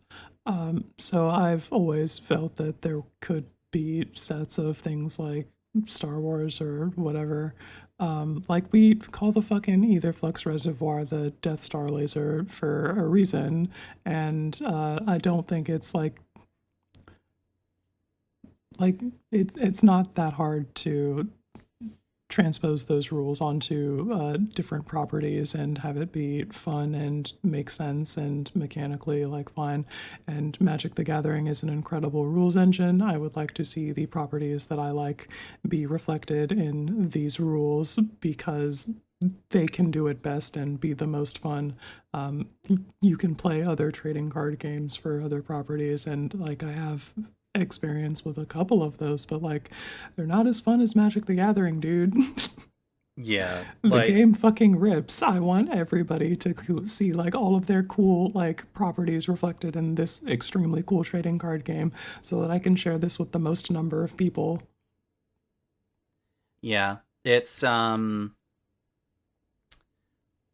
the kind of summary of all this is that it's very easy to look at Magic as the sins of capitalism and like we're here perpetuating it, you know. But at the same time, I also look at the people who are involved from the ground level. And I think about the people that I play with, and as much as I do get salty about a lot of cards, whether that be SpongeBob Secret Layers, cards made in '94 that tilt me into the sun, or I cast an instant seed spell during your turn when you're going to combat, and you're like, no, I don't have my shut stick, no, Oh man, I hate that. Like, we play this game for a reason. It exists for a reason, and how we choose to play it, like, there's a reason for it, you know. I think it's just I think for people, I think it's okay to like be as involved as you need to be, involved as you can, and if you can't, like, take the step back and try to observe this game at your own pace, and if other things take priority, God, let's, you know, take that break and move on with our lives and then come back when it's good. Because, like, you always hear a lot of people who played in the 90s who took the break, came back in, like, the late 2000s, and was like, damn, Magic's awesome, you know, like, that's, and it's completely different than what it was the decade before that, and the decade before that. You know, I just hope that it continues to be a cool thing we all get to partake in, regardless of how we go about doing that.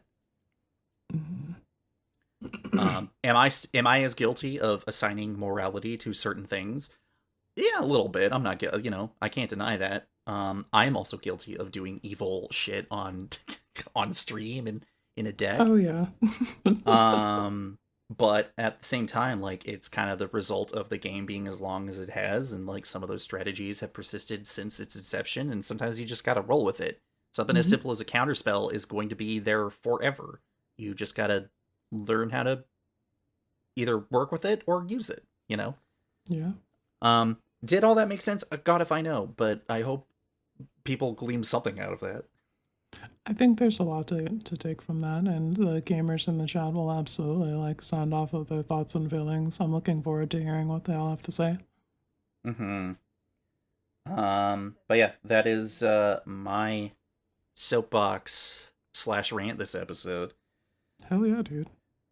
You feel better? Did you get it all off your chest? For now. I guess the one thing to kind of wrap it all up was that when I've talked about this a lot with Joel, and Joel will probably maybe go on record saying that he did want to make a Magic the Gathering podcast, but then heard what the direction was going to be and said, no, because otherwise I'll be old man sitting on porch yelling at kids on his lawn kind of thing. And he's like, I don't want to waste people's time and my own time and energy doing that, you know? But he subscribes to the idea that it's Fortnite and Funko Pops, and I said, but it's Smash Bros. And he's like, yeah, but I don't want that. And I'm like, okay, but not to disrespect the artists involved in Magic, but like, at least it looks better than Funko Pop and Fortnite, you know? Like, I don't know what they did with Chun-Li, and, you know, people be like, God damn, look at Chun-Li. I'm like, no, she doesn't look like any of her incarnations in like actual Street Fighter games. So like, that's a downgrade. We don't need to go further than that, you know? The art design direction of Magic in its entirety is way stronger than Funko Pops and Fortnite combined. End of story, period. Yeah, the art on Magic the Gathering cards whips, slaps, and owns, and you can take that to the fucking bank. But anyway, let's wrap this up and get the hell out of here, because it's been another long one. Yeah, gamers, if you want to find us online, we're on Blue Sky at HBVC hyphen MTG. Yeah, Cole's at Uncommon CMDR MTG. I'm at Girldick Energy. We're on Twitter at basically the same addresses, except it's an underscore for HBVC underscore MTG. And then catch us on Saturdays playing Magic the Gathering on Twitch at MTG Lexicon. And check the episode of Shuffle Up and Play that I was on recently. I played Ezio and had a great time with all the other gamers there. Super grateful to have had the opportunity to do that. Shout out to Prof. Thanks. And yeah, thanks for listening, everyone. And if you're new, thanks for hanging out.